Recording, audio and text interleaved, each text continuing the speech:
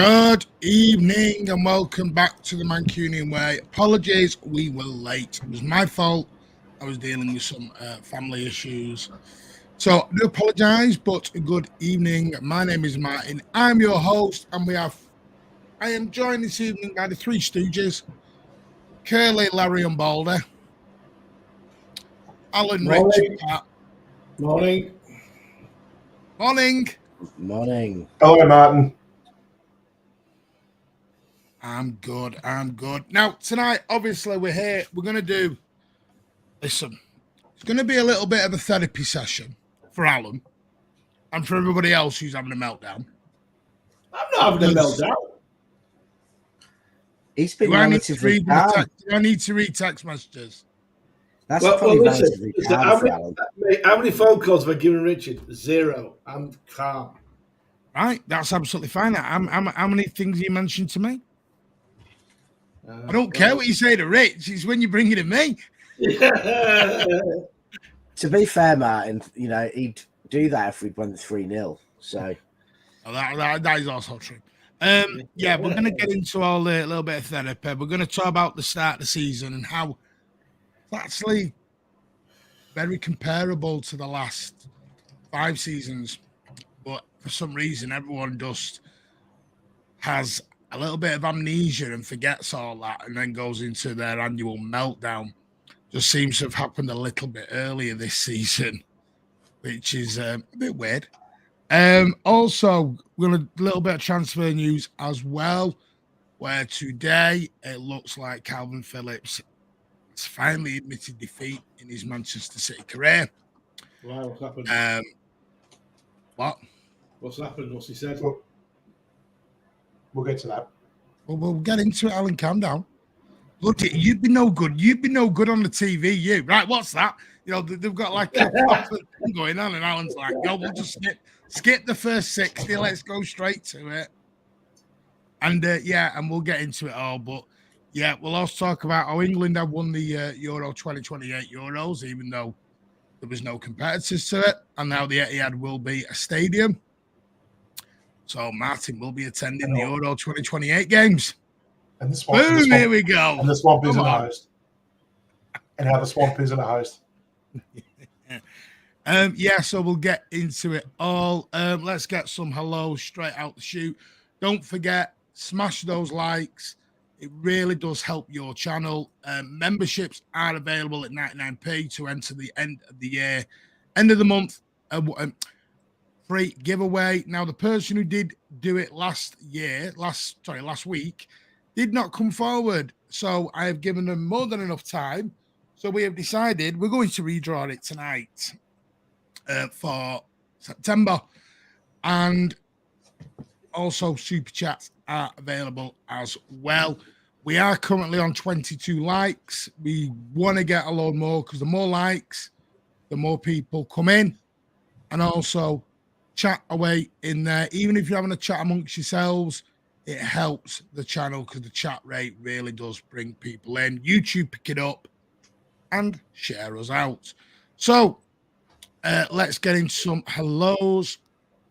Good evening, Ethan. Hope you are well, mate. Stevie, hello. Hope you are well. Super City's in the building. City treble winners. Much love back to you, Ethan. Sean saying load of blue moons there. Good evening, Peter Grester. Hope you are well. Trio of trophies, as there always is at the intro. Jack Lee's gone so far and short, a C+. Decent start, but we learned without Rodri we can't create shit.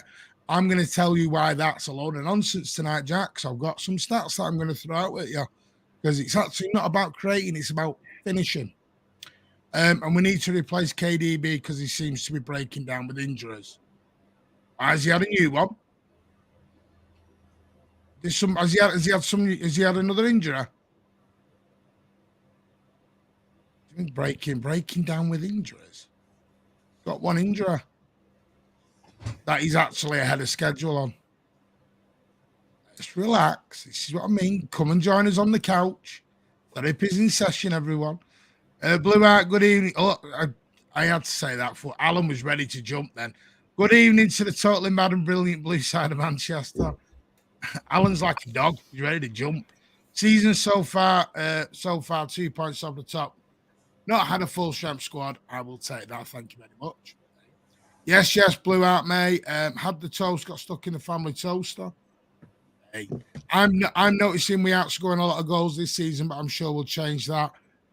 Again, I will give you the stats to that, Jack, because we're actually the 4th or 5th top goal scorers in the league. And there's about 3 goals in it. I think Brighton are the top goal scorers, and we've scored like 3 or 4 goals less. Good evening, Stevie. Great to see you here. Martin, really enjoyed seeing you on City Extra. Yep, was really good. Go and give Huey and the gang a lot of love over there on Extra.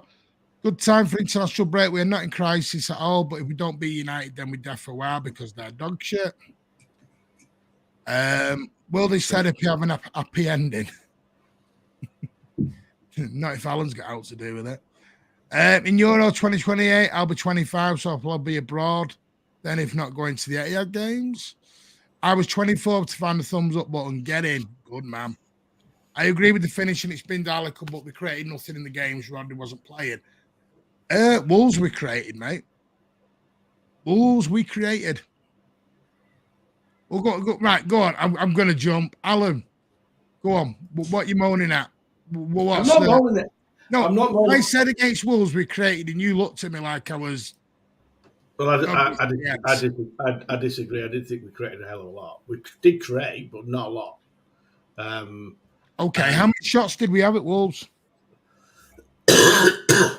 Shots are fine, but No, shots 10 yards wide. 10 yards wide don't count to me. But that right. This is where we're going to get into the debate now. What is a creation of a chance? This is where people's definition of a chance becomes. I love it. We're getting philosophical. The simple fact is, what is life? We had 20 plus shots against Wolves. 8 of them were on target. Not enough ratio. 23 shots. Thank you. The ratio's fine. They were just taps back to the goalkeeper. No, but what I'm saying is, hit a defender. They weren't good chances. But that's what I'm saying. You bollock the people who are shooting. That's not a lack of creating. No, it's Martin, I think we've got a problem creating. I think I do think we have got a problem with it. Right? I think. How many chances did we have? Listen. That's because of injuries to very big players. No. I understand what you're saying, but I think you're getting confused by chances and really poor finishing. All right. I mean, clear cut chances. So Haaland 2 yards from goal at Sheffield United is not a clear cut. Well, he missed 2 in 2 games from 1 yard out. I know, but I know, but what I'm saying is that's just poor finishing. On his not creating. Both on his right foot. Arsenal's not creating. I'll give you that. Oh well, that was the system we played. Anyway, we'll get into it. Because anyway, yes. So currently, as things stand, gentlemen, we are, believe it or not, and I'm gonna really shock you here now because I'm a little bit. Because when I had a look at the table earlier, I was thinking, are we 4th from bottom? Are we 13th? Because just some of the things I've read and have seen, I thought we must be all the way down there. We're 3rd in the current Premier League, 18 points. We have won 6 out of 8, lost 2. We've scored 17 goals. By the way, just a quick question. You know, on this really bad chances created, who's got the best goal difference in the league? We have. Adam? We have. Bloody hell. We're crap at creating us, aren't we? Does anyone want any more facts before we slap this one right back down? We have got the best goal difference in the league, plus 11. Yeah. So, anyway. So, Pat, we'll start with you. Oh! Yeah. You're joking. Oh, by the way, stay around as well. We have got a treat. We've got some photos to share from Rich and Pat's Little John out with the trophies. Don't worry, Rich. I didn't put it up. You're all right. Ours is tonight. We're organising one in Melbourne tonight. Oh, so they went to the proper one.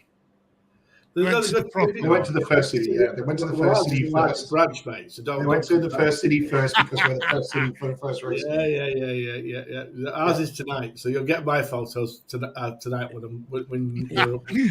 We'll get Alan's photos after the show. Coming to be shown here. Anyway, Pat, where are you at with the start? Are you with that? Are you like some in a bit of a meltdown, or are you totally all right with the way we started and we've just had one or two off games? Yeah, no, I'm being calm this whole time. You know, I'm going to reiterate what I said at the start of the season. I said I expected a consistent, a solid start with a little bit of a blip at some point inside the first third of the season, and I was right. And I was like, and I figured that. I mean, I wasn't expecting Rodri to get a red card, and De Bruyne getting injured sort of had changed my outlook a little bit on how things were. I wasn't expecting to go into an international break with back-to-back league losses or 3 domestic losses on the bounce, but we've been through this all before, and I've always said if we're doing this sort of thing in March, April, May, then that's time for us all to panic. The fact that we've just lost 2 on the bounce in the league and we're still only 2 points behind, that says a lot to me as well too. While you've got teams out there that are barely scraping through, while you've got like your Spurs and Arsenal that are scraping through 3 points barely, the question then becomes are they able to get themselves ready for a Christmas run, which is what we are synonymous for. It's what we're known for. We go on these big runs now between now and Christmas. So if we don't start one of them, then maybe I'll start asking a couple of questions on that. But look, I'm quietly confident that we'll just keep plodding along, and these will just be a couple of little blips. We've had to change the system a little bit, but we got obviously got a big player in Rodri coming back next week. So I'm confident. I nothing like what I was feeling during the 1920 season when Laporte was injured. Because that was we knew that was going to be a tough one. So for me, it's just like sooner or later it's going to click. And I've always said I feel sorry for the team when Haaland finally gets his shooting boots on target. So yeah, I'm feeling good. I'm feeling all right with everything. Rich, I think it's what happened last season. I think the staff at City realised that you can't have the team mentally and physically at their best for the whole season, and I think the last 3 seasons, ever since that Chelsea European Cup final, when we realised that we'd killed ourselves and we ended the season on empty, Pep has gone into the season short pre-season, and we haven't been mentally and physically there until the new year. So I thought we were terrible a lot of the time between October and January last year, and we are certainly as good or better than that. But we aren't a team with 11 top world-class stars who can slot in from the bench to fill the gap without a change. And you can't. Leagues are won and Champions Leagues are won by midfield. And the simple fact is, our midfield for most games last year was KDB, Gundogan, Rodri, supported by Bernardo. And we've had games with all 4 out this season and games with one of them coming back. And the fact is that you cannot take Gundogan, De Bruyne, Rodri out of a team and be the same. We haven't got like for like backups for any of them. We haven't got backups who are yet established in the team in the same quality. So I don't know what anyone would expect differently. But if you'd asked me at the start of the season, would I be happy with 2 points off the lead after 8 games? Yeah, very happy. I thought we'd start. We just need to be within 5 points of, or even probably 6-7 points of, as long as there's no games in hand, of Arsenal or Liverpool, whoever it is, at New Year, and we'll be fine. We will have a game in hand though because of the Club World Cup.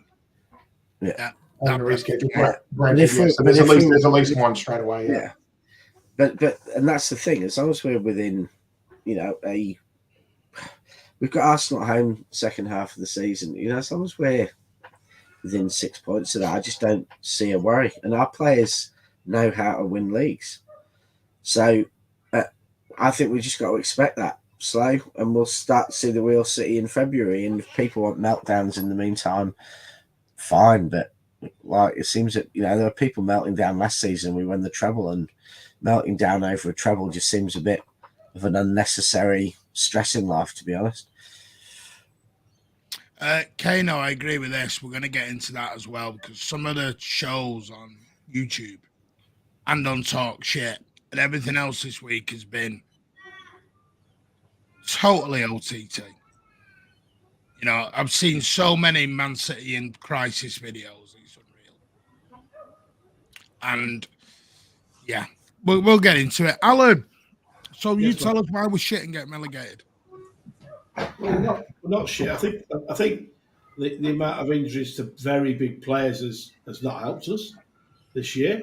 All at the same time, what Rich just said about the midfield completely changing with no KDB, Gundogan not there, Rodri not there. Rodri was a bit silly, which is, I think he knows that. I don't think we need to emphasise why he was silly. And and do we have a problem when Rodri's not there? Yes, we do. Because the players that have come in to do a job for us there have not done it. You could say Bernardo probably did, but when you take Bernardo out of the forward line and moving forward from midfield... Right, hang on. Before we go anywhere, stop. No. Where's everyone got this idea? Bernardo's a creator. It certainly affected the weekend. It certainly affected us at the weekend, I thought. Him not being in midfield. Look at Bernardo's stats. Not a creator, mate. All right. So what I will say is, Rich has got a point where the central midfield has completely changed. Has Foden come up to scratch in central midfield? He has done in some games, but not in others. So there's no consistency there. But I just think the injuries and the backup players we've got, or the new lads that we've got, are still, it's still not quite right. So we're having to adapt at the moment, and we're going through that patch. I think that's probably what people are thinking. The question marks are still out on the new signings, in my opinion. We've still got to see the best of them. So we'll just have to wait and see. But if someone said to us, we won the first 6, well, we didn't play that well, to be fair. We haven't played that well. And we won the first 6 and then lost the last 2 in the league. Then you take that at the end of the day. So there's a couple of things I want to say. I'm going to compare. By the way, when I say Bernardo's not a creator, he's not a David Silva as well. No, I know he's not. Yeah, but there is this thing that Bernardo Silva's this number 10 sort of player. Yeah. You actually look deep into it. I've always said he's like the assist before the assist. He's the pre-assist base. Yeah. Yeah, well, Grealish is the same. Grealish. No, exactly, but Grealish gets bashes for it, and Bernardo gets world praise for it. And that's always been my argument on the very similar in terms of the stats are very similar. Last season they were very similar. Bernardo, I think, scored 6 goals last season, as I believe. So, I think the big difference between Grealish and Bernardo is, I think Bernardo is at his best in the biggest games. Yeah, and I think he's one of the players at City who is at his best when we're playing at Real Madrid or we're playing a really big game. Whereas I don't think there's a lot of other, like Gundogan was probably a bit like that. But some of the others haven't necessarily been at their absolute best. I don't think necessarily De Bruyne is. I think De Bruyne's been consistently brilliant, but he hasn't necessarily raised his game in the big games. He's often had injuries or disappointments in big games. Whereas I think for me that's the difference. Whereas Grealish, he's not any better when you're playing away at Real Madrid than he is when you're playing away at Southampton. He's more consistent. doesn't seem to have that little extra gear Bernardo does. No, I mean, Bernardo, our most important player. That. I agree. I just mean Bernardo does a lot more donkey work within the big games. That's why he's so good, because Bernardo's of course, fits around everyone. I sort of agree with Alan, because we're still a bit of a change in players and outs in the absence of KDB and others haven't helped start. Help the start, has it? Right. I need to get a couple of things right, because there's a lot of going round here. 3 defeats in a row. Right. And this is where the perspective really comes in. Let's go back to the Newcastle game. Pep said the whole week going up, it was getting 1% of his energy. It was really difficult. The situation was so hard because of the Club World Cup. During the game, we're 1-0 down. Pep takes off Alvarez and doesn't bring on another striker. Plays false 9. So I think we're being harsh when we're throwing in the Newcastle result. I think we're being very harsh. I agree. I don't really give a shit about the League Cup this year because of the World Cup. I just think that's become a stat to sort of it is over the head to make it look like 3 on the bounce. If that makes it's a bit like the Super Cup. If we'd have lost the Super Cup, that would have been a bigger thing than when we won it. Because if you notice, this is always my issue when people go on about the Super Cup or they go on about the Club World Cup. And I know you two have had the privilege of seeing it, but have you heard anything talk anywhere about City winning the Super Cup since we won it? Gets about 2 column inches. Yeah, but to be fair, I've never heard anyone. I mean, it's like, to be honest with you, the Club World Cup and the Super Cup, I've never really talked about them or thought about those when anyone else has been in them. You know, I've always thought when United or Liverpool get the World Cup, it's that's what I'm saying. If we'd have beat Newcastle and take nothing away from Newcastle, especially in the second half, at the end of the day, we were going to face a problem. So Pep was like, yeah, I'm just going to go with what we got. But it's been spun and made into a big thing of 3 on the bounce, where that's Newcastle result in. That's why I thought we should have left played the kids, left them out the night before and played the kids. I just never saw who would you have played at Barnsley on the night before then, Rich? The under 16s. I'd have moved everyone up 2 years. I don't think you can in the EFL, Rich. Don't think you can throw the under 16s out in the EFL, mate. I think you can't throw toddlers out. Under 10s. Oh, there you go. Yeah, but we'd take I'd take a fine, but I just didn't. Take a fine. Not turn up. Fine, yeah. Excuse me, Reg. We've got to time out. We've got to have a rusk and a bottle of milk. Let's get them going. Exactly. But that's the bedtime. EFL official come out like a parking inspector, just write you a ticket. Pep opened us up to criticism for the Newcastle game by playing an unnecessarily strong team in a game that he knew we shouldn't have won. So we played first team players, and therefore we deserve it to be treated as a first team game, like it or not. And we all know that game we couldn't afford to have it matter. But we played first team players, and ultimately they were out on the pitch when we lost. So therefore, I think Pep brought any criticism of that game onto us. And, we have to accept it. I think you're being harsh. My opinion. And I was up there. I think you're being harsh. It's because you went. Every time you go away, we get beat. Totally fine. It's true. It's because he goes on holidays 2 months. He goes on holidays to a destination 2 months after we've won a trophy there. It'll probably be in Saudi Arabia in February. Anyway, right. I'll go through the results so far. And they were just up on my thing. Where'd they go? Right. So Manchester City so far, we kicked off. Listen, I'm not going to include the Community Shield. I'm really not. And I know, and I wasn't giddy when we won it couple of years, but I'm not. It's never been, big up. Here we go. We kicked off the season Friday night, Burnley away 3-0. Now, yes, granted, Haaland's got a couple. Rodri scored. The stats from the game, because I'm just trying to put some context onto the chances and everything else that people are saying. 17 shots, 8 on target, 5 corners. So you're thinking, nice, 3-0 win, not a problem. Do you want to do the Super Cup or we're not bothered? Yeah. Or just want to do the league? League. You just want to do the league? Yes, please. Okay, not a problem. It's absolutely fine.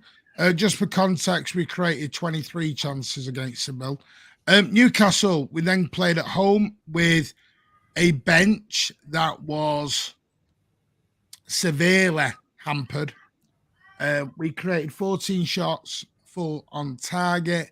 We had a bench of Phillips, Ake, Ortega, Gomez, Perone, Bob, Palmer, Lewis, and McAtee.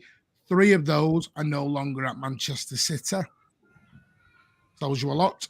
Then we travelled our way to Bramall Lane and we beat Sheffield United. Now, remember, just to let you know, there was no Pep Guardiola for this game because he'd had a back surgery.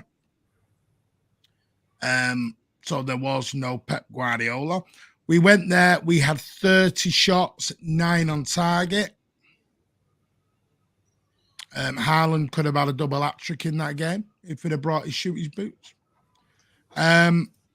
Then we moved to September, where we played Fulham at home. Now, again, no Pep Guardiola, and we beat them 5-1. We only had 7 shots on target in that one. We scored 5 of them, which tells you how deadly we were in that game. We then went to West Ham. And I'm going to be totally honest, we were pretty damn good. I'll be honest with you. 29 shots, 15 on target. If I do remember, their goalie was like prime Neuer that day as well. Areola, yeah. Mm-hmm. Yeah, anyone does remember. So, and then we played Red Star Belgrade at home. Now, the first half, as we all remember, was a bit dross. But again, 37 shots, 16 on target. We won 3-1. Is anyone seeing my point about creativity at the minute? But we'll come back to it. I don't think it's a creativity issue. I think it's a taking your chances issue. We then played Nottingham Forest. Believe it or not, again, we only had 7 shots, 4 on target, and we beat them 2-0. We did have the whole of the second half down with 10 men due to Rodri sending off. Then we went to Newcastle in the League Cup, which we've just basically discussed. Where looking at it, I'm just getting it up. We went there and we only had 10 shots, 2 on target, but that was a bit of a weird one. Right, the Wolves game was where our first proper defeat came into. Now, yes, defensively, we were a little bit all at sea. He went with the Kovacic and Nunez combination, which only lasted 45 minutes because Nunez was hooked. And Manchester City got beat for the first time within the league. Wolves had 3 shots, scored 1 goal. I'm just going to say that for you now. 3 shots, 1 goal. We had 23 shots, 8 on target. We got beat. Probably rightfully so, we got beat. Even though Kwang, or as Pep called him, the Korean player, which was a bit disrespectful by Pep, should have been sent off, but he got the winner. So, hey-ho, it's what happens. And then, obviously, after that, we went to RB Leipzig, and I actually thought was one of our best performances of the season, if I'm honest with you. Taking into context how good RB Leipzig have started their season, scoring an average of 3 goals per game within the Bundesliga. at the Red Bull Arena, and we basically give them a bit of a footballing lesson and beat them 3-1. And in that game, we had 18 shots, 5 on target, and RB Leipzig had 3 shots, 1 on target. And then, then the Arsenal game. Now, this is where the meltdown began. Arsenal had more shots than us, 100%. They had 2 on target. We had 1 on target. There's this narrative going round that Arsenal were far, far better than us and destroyed us and this, that, and the other. They had 1 more shot on target than us. I don't think it was to do with that. I think it was to do with the system that the City played. Forget Arsenal for a second. Playing no wide players, no one with any width, no Grealish on one side, no Doku on the other until the substitute came. And we played a very narrow way of playing.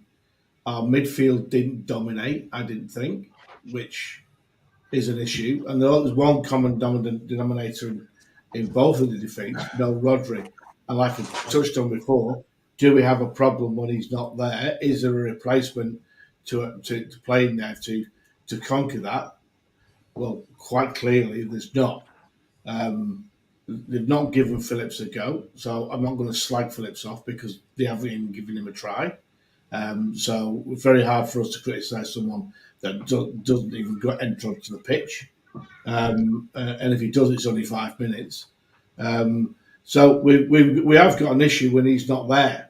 And if Phillips is going to go in January, that means to me, from what I see, we have to enter the market in January to get someone who's either a young CDM or an older CDM who doesn't need every single game to play, because of the way we play is quite unique.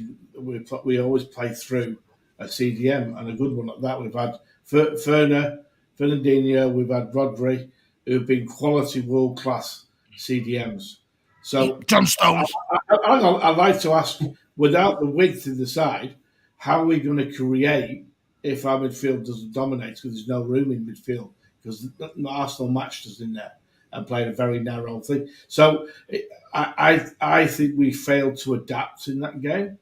It's not a meltdown. It's what I saw to Arsenal's tactics because we went narrow as well.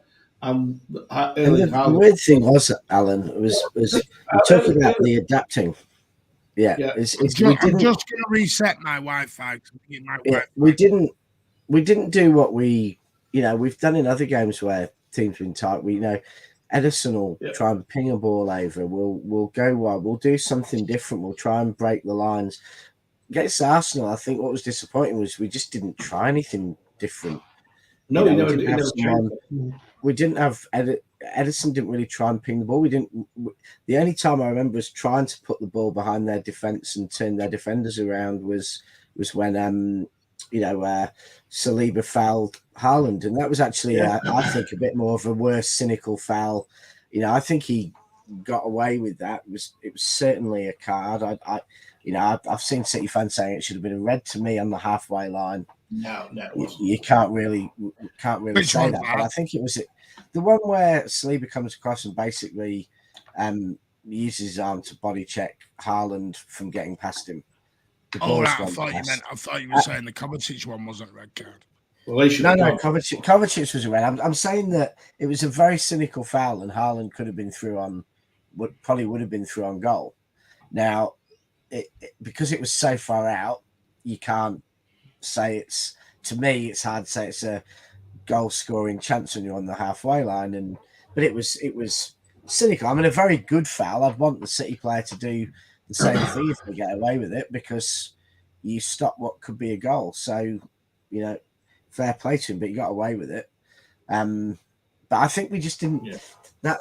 We just need to do that bit of variety, and that was the sad thing against Arsenal. It was narrow. There was no variety. There's no one on the touchline creating that width, creating that space, and it was a bit toothless, but it didn't. I don't think we ever intended to win the game. Really, I think we went intended. Well, that's Went why I for a draw. disagree with you, Rich. I do think he was trying something different. He But went for a point. you know. Yeah, no, I think we went for not conceding, and if we get a 1-0, and unfortunately, I think Arteta pretty much went for the same thing, except he That's what I did was a bit meaning. of a change at half time. It's like Sean's put here, we were crap, and I've read this narrative. I don't think we were crap. The side we had, the system we played, we played. To me, after about 25 minutes, I just thought we're playing for a draw here. Yeah, but my point is it we're calling it crap because we're not used to seeing that? Yeah, well, sometimes perhaps he was trying to do a Champions League away game last year where he went and got a result, whether it be a draw or a win, and he went to keep it tight, and which he did. To be fair, he went to stifle Arsenal, which he did. To be fair, and Arsenal stifled us, and I honestly felt that Pep didn't change things. Especially when Arsenal didn't score till 4 minutes from the end. It was too late. We all know it's too late from there. I was very surprised, like you were, Martin, because we discussed this. I couldn't believe the left Grealish out. I could not believe it at the start. But by the way, it was a deflected goal. I'm not trying to dig out there. I'll say, but it was a deflected goal. A big deflection. Very big deflection. Keeper couldn't do it. Whoa, Super City, you're on one here. I don't think either Kovacic fouls were a red. Whoa, get off. But to be fair, Reds. if they're both yellow, it's still a red anyway. So it's still a red. It's still have been sent off.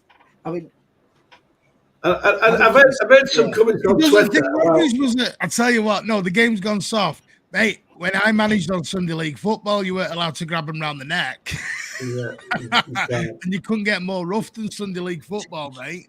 Do you know one thing I've enjoyed about City fans this week? Compared to, we're always reading the, Liverpool fans all week, because someone gets sent off for doing what Kovacic did. Oh, it shouldn't have been a sending off. It's so unfair. I like the fact that I think every single City fan I've met has admitted the referee made a mistake. It should have been a red. It should have been off and not trying to defend the indefensible. Whereas, a week earlier, we'd had the same foul from a Liverpool player. And we've had all week out. It was never a foul. It shouldn't have been a sending off. Yes, it should. And as should Kovacic. It's absolutely fair to say that they both should have been reds. And, I think it's unfortunate, really, that that's led to all sorts of conspiracy theory nonsense about we never because these referees have got a part-time job in the UAE. UAE. Yeah, well, apparently I disagree with you, mate. I think we should have a replay against Arsenal. Kovacic wasn't sent off. I want that audio release. That was 95 minutes of my life I lost. I don't want to go. Yeah, I'm not going back to that. It's like that. They can have the 3 points. It's you know what? I record every game, or I get it on City Plus, or I get it somehow. So I always watch the game 2 or 3 times because you always think that I missed something. I know I watched that twice, and I'm never not watching it ever again, mate. It's been deleted. I'm forgetting all about it. That ain't being watched ever again. Yeah.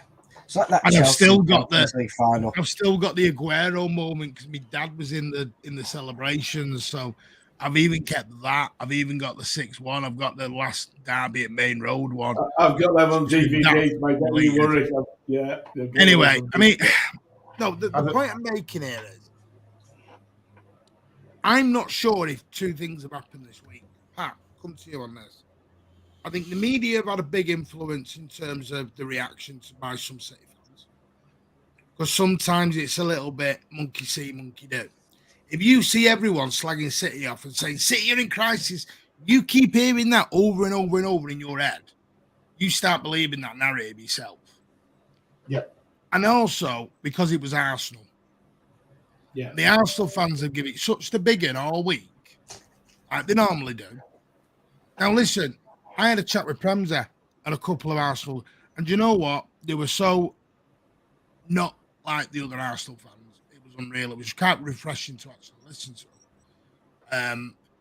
But the ones, who were at the stadium coming out the ground, as I've been told by a lot of people, you'd have probably thought they won the league that day. You know, there were City fans in that ground waiting for the trophy to come out into the middle of the Emirates and get lifted. The way they were celebrating it. That's football. I've celebrated games like that in Division 2, Matt. Mate, if we beat Wickham, I'd be like that in Division 2. I mean, you got. Let's just, you know. No, I'm not trying to be the celebration police, bitch, but come on. It's an immense compliment to City. But I remember when we first beat United after, was it? Rich, and we got called sad bastards for it. We got laughed at. We did, but I didn't care. I celebrated. I enjoyed it because we had finally beaten a team who we thought we couldn't.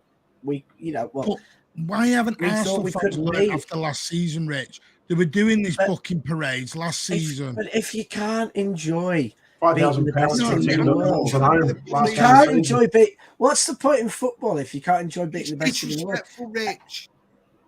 No, I don't like it when it's in the Charity Shield because it's a nothing game. It's a friendly. What? Arsenal beat us in the league, and they're entitled to celebrate. They're entitled to be giddy. We'll throw it back in their faces when we win the league. I never want Super City to ever referee a game I'm ever involved in. Never referee a game I'm involved in, mate. You'll never send anyone off.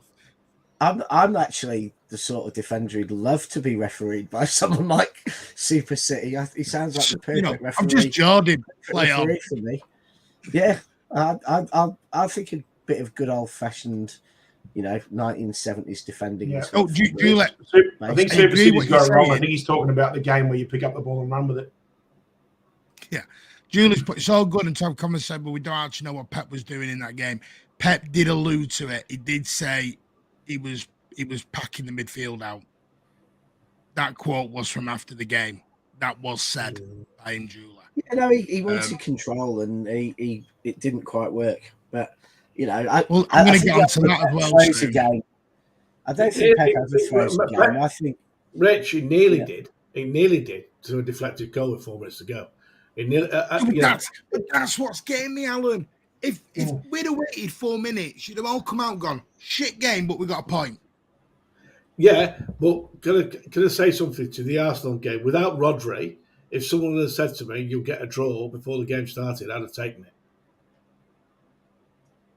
Yeah, I think I actually. Yeah, I was fine with the point. I was fine with the point leading up to that game. Without Rodri in midfield, we have got an issue. I don't care about KDB because KDB is Arsenal's daddy. Yeah, we have got an issue. I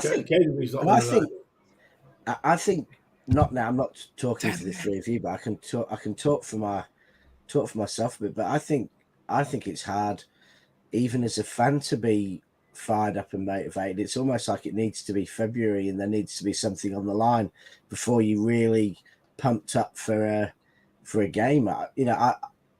It kind of felt from the players and everything else, even though it was Arsenal, a massive game, it felt 10% as important as when we played them in February or March last year. Yeah, it kind of felt the whole thing.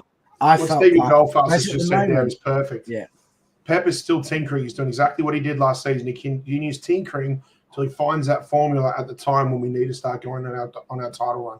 Yeah, and that's exactly what the first half of this season is defined. And he's not pushing the players. Continue making points of progress, and then once you have the right formula, you stick with that. Yeah, you stick with that. And the only reason you're going to change is because someone gets injured. Given the reputation of our medical team, that's probably not going to even if he had the right formula, I don't think they'd be going all out now anyway. I think he knows. Well, Rich, look at it this way. When Pep's had the right formula in the first half of the season, that's when we get caught out in the second half of the season, especially in the Champions League.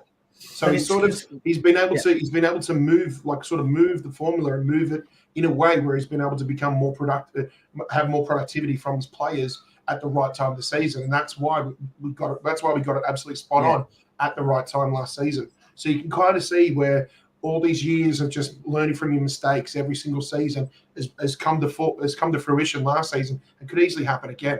So that's why I think everybody just needs to calm down now. If this thing is happening at a time of the season when it shouldn't be, when I talk about in the new year, that's when we should really show cause for concern. And I think he's also the game that probably the most important game so far in many ways was away in Leipzig, I thought we played our best game, and I think that was important because I think he doesn't want to go to the last couple of games, especially if we go to Belgrade in the last game. I don't think he's going to want to go there at a key time of the season needing a point or a win. So I think they've taken the European games a bit more seriously. But I would wager we'll win the next one and we'll be nearly qualified. And I bet you will see a dip off in performance in Europe in the last 2-3 games, like we did last year. And because we can't afford to waste any energy, any mental energy, because you saw from Rodri at the end of last season, some of his interviews, obviously how physically and mentally exhausting it was to go from February to May next year. So Pep has got to have those players resting their minds, resting their body, and still trying to get wins in the league, so that we can go into that February team contending. But then when we lift our game, when we start playing our game, when we get that intensity, like I think you even see it with, Haaland. He's missing a few chances, and I don't think he looks quite as gutted when he's missed them as he did at the end of last season when he missed them. When sometimes he looked like it was the, he'd miss a chance and he'd have scored 2, and he looked really, really. So I think Pep's just got them. Don't get too excited too early. I'm just going to read a couple of these. I think this is spot on. When we won 6 out of 6 and Arsenal were 4 points behind, people were doing videos. It was Farmers League. 2 weeks later, they're doing videos of City in crisis. And people not understood yet. It doesn't matter whether we win. Doesn't matter whether we lose. The media and rivals just want to hate on us. Let them do it. Don't join in and react on it. Exactly. It's the world. Everything, social media and the way the media works today with ad clicks and stuff, everything is about an extreme. So either it's got to be, look, I mean, that's TalkSport's entire model. They're either saying something wonderful about you to wind up every other club and get everyone phoning and complaining, or they're slagging you off to get you phoning up and complaining that they're being unfair. And you'll see the same presenters. You'll see City fans going absolutely ballistic about them saying something, and then the next day they're saying the complete opposite, and another group of fans are having a massive go.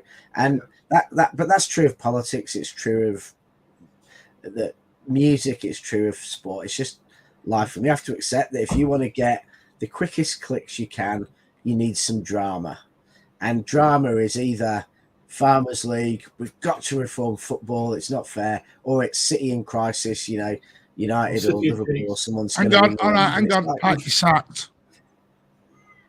Yeah, you want drama? Hey, Rich is suspended for 2 weeks. I'm joking. Yeah, well, I'll go back to the committee and overturn it, have a military coup. But no, I just think Richard, right, mate. If Manchester City was a laboratory and they found a cure for cancer, people would turn around and say, "Oh, what took you so long?" Yeah, I mean, it's just the world nowadays. Alan was before his time because Alan loves a bit of drama. You're 1 wicket down in a Test match and it's the end of the world, or you've conceded and it's the worst ever player to play for City. But and there's always. But I remember Main Road when first went. Some of the old men shouting out about how someone was the worst player he'd ever played for City ever, and couldn't do this, couldn't do that, and I think there's always been people who thrive on that drama. Yeah, but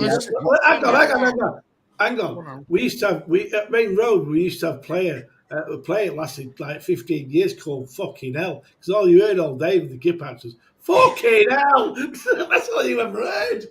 Monetization. People were, that's our monetization. Quick, Alan, send a super chat. I sent a super chat. I'll be out of my band for 2 weeks. Well, there we go. Someone call him. I know where I want to speak. I need to get some of these chats in as well, because people are being really kind. Someone calling Pepper has been on TalkSport, talk shit. I know. 50 trophies, player and manager, turn it in. Yeah. Someone sent Steve a message about Pep should leave and they wanted Luis Enrique in. Oh God, that was ridiculous. I saw that. Yeah. Anyway, it is mad. City needs to get them those Madrid PRs. They've been good. Yeah, listen, City are just not like Kano. They're just not liked. We may as well scrap yellow cards and we're going to go straight to reds. Everything on slow mo. You're not giving up this, are you, Super City? You're not giving it up. Let them be thick. Quick question, just a little bit off topic. Talking about the sure you've seen it. How many red cards have had so far this season compared to last season or previous seasons? Do you think that might be a little bit of do you think that might be a little bit to do with just the workload that the players have been having to go through over the last couple of years, making more rash decisions and not, I just think that might be that's sort of a statistic that can play into how much players have been asked to play more now these days. I think if you're slightly off your game, slightly off your timing, you're far more likely to get red. I mean, you see it if you watch football on a Saturday afternoon in your local park. When you get from the all age to the over 35s or the over 45s, you get a lot more worse fouls because people when they're not quite on the game or they're a bit slow or they're a bit, bit older, whatever it is, I think you get more reds. Yeah. So 1 second. Right. Anyway, we'll come back to it. It's easy to be fighting the net. You have, exactly. Good evening, Coffee. Hope you're well, mates. Thank you for joining us. Super City manager game. No, managing no game. Alan has jumped in with a super chat.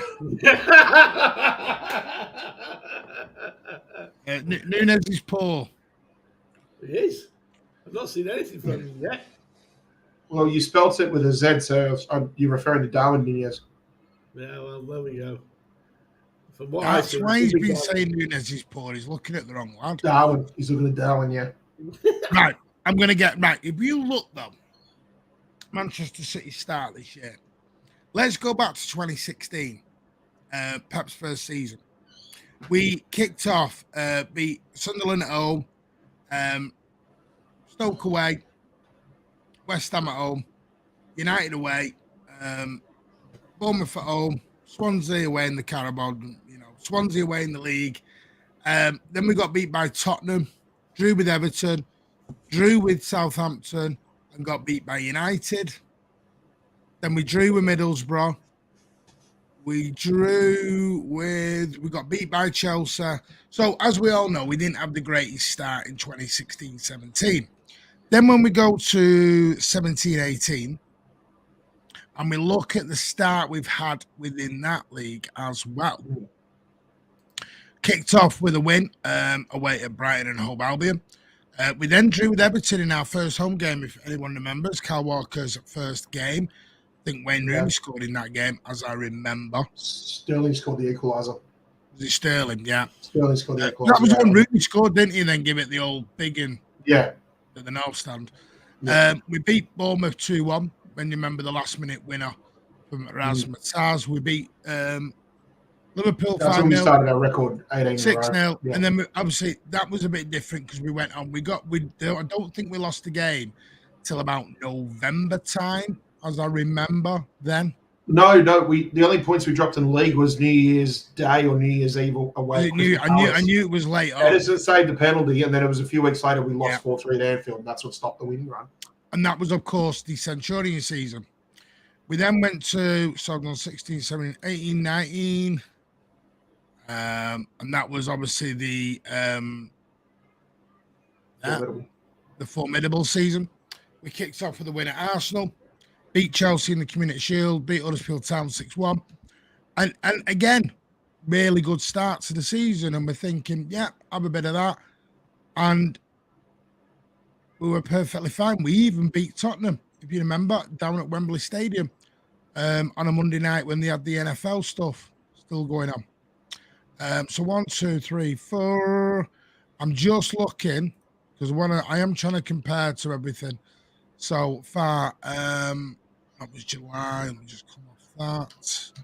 So I had a table up, but it disappeared on me. And then you get to the season after. And then that was the season where we were getting beat early on at Carrow Road, if you remember. But we then beat Watford 8-0. we got beat by Wolves at home. If you remember, Adama Traore. The match Things against like Brighton. that. The match against Brighton was where everything changed when Laporte got his long-term injury. Yeah. So the point I'm making is, I mean, even if I go to our treble-winning season last season, I mean, I'm just going to use last season as a total example here, because, and I just want to put it into perspective. We kicked off, we beat West Ham, we beat Bournemouth, we drew with Newcastle. Then we obviously beat Palace, we beat Forest, we drew with Villa. Then we beat Dortmund, we beat Wolves, beat United, and we're all singing, happy and dancing. 16th of October, we went to Anfield and got beat.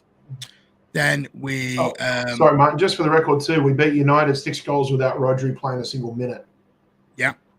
Don't forget that. We got beat by Brentford at home, Saturday the 12th of November. That was the World Cup. And I think we were third. Where was we second or third then? I can't remember which one it was, but we weren't top anyway. Richard on mute. I don't know why Richard got on mute. Okay. Yeah. We played Copenhagen and drew 0-0 away last season. Yes. And we did not play well from that game till after the Spurs defeat. Yep. You know, we had a few wins and we got some good points, but we did not play well. And that was probably October, because it was like 4th game in the Champions League, maybe. So it was maybe late October or something like that. And I don't think we played well from then until after the Spurs defeat and the 115 charges.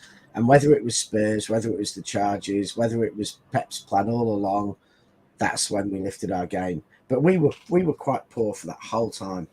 And we didn't have injuries as anywhere near as bad then. We actually had a fairly fit team, but we just were not firing. The point I'm making is this is the way we do things. If you notice, Pep really talks about how important qualifying for the Champions League is. Get qualified for the Champions League, and then we go into February and we kick on. Pep always uses the first couple of months of the season as a little bit of an experiment. You always look, you can go back 3, 4, 5 seasons at this.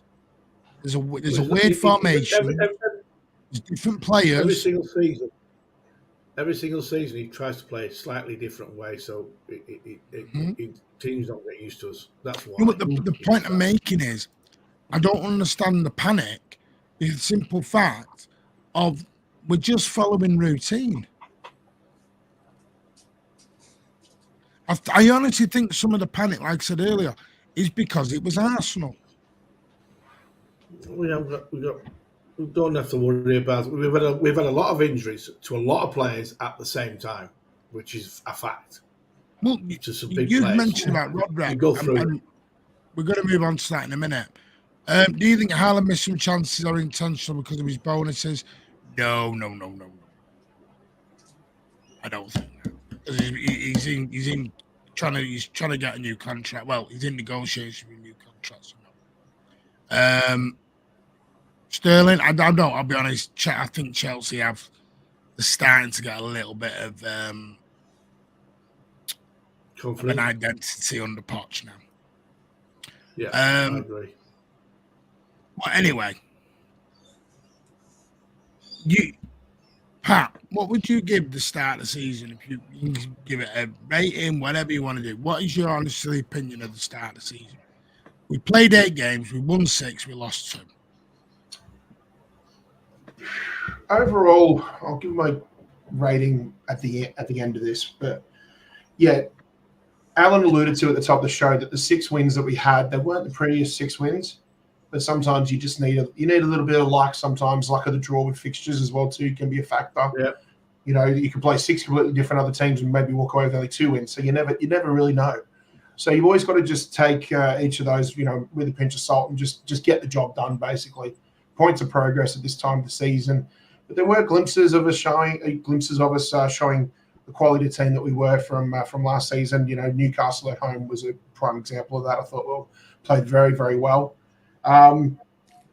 These 2 losses, yeah, sure, you lose a couple of marks for that too, because I thought there was enough in there for us to continue getting points. But as we've alluded to on this show and perhaps shown in previous seasons, he always has these little bits of a dip while he's looking to find the right formula to get us ready for the run-in for the second half of the season.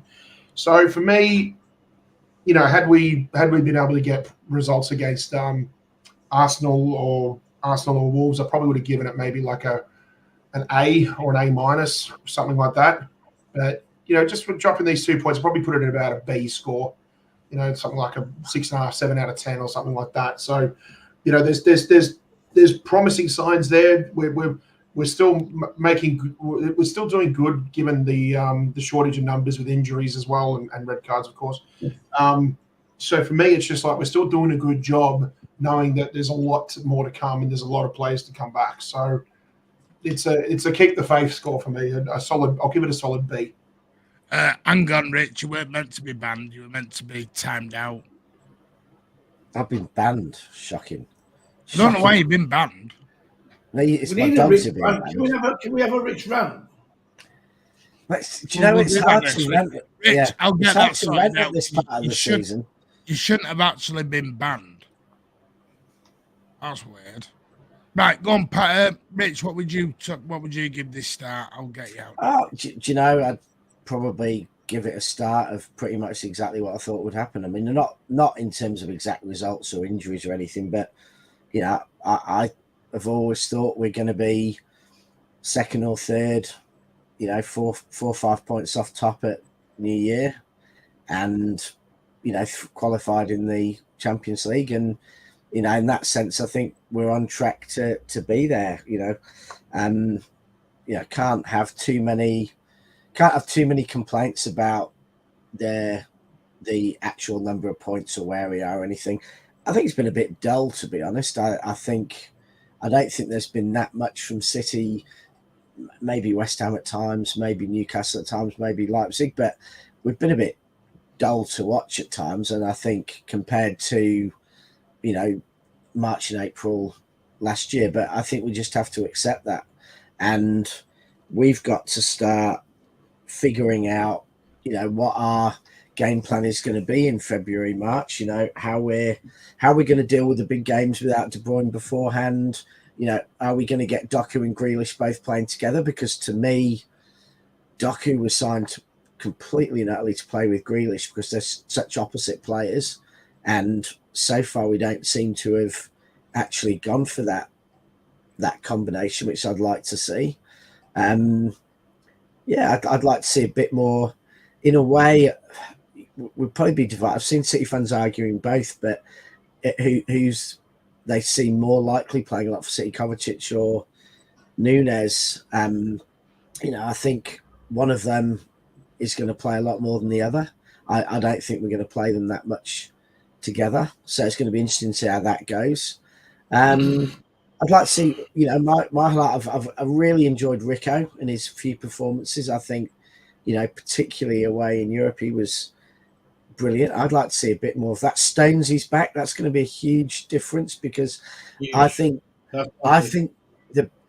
what people forget is everyone's saying that Rodri was missed, and unquestionably he is. But had Stones been fit and on his game when Rodri was out, I don't think Rodri's miss would have been as big. I think that Stones would have, offset a chunk of that. But, Guardiola's looking good. I think there's a lot to be interested in. I think there's a lot to be looking forward to seeing how it clicks. But it is a bit dull. It's a bit like, it is a bit... The only way someone described it to me is pre-season for City goes till December.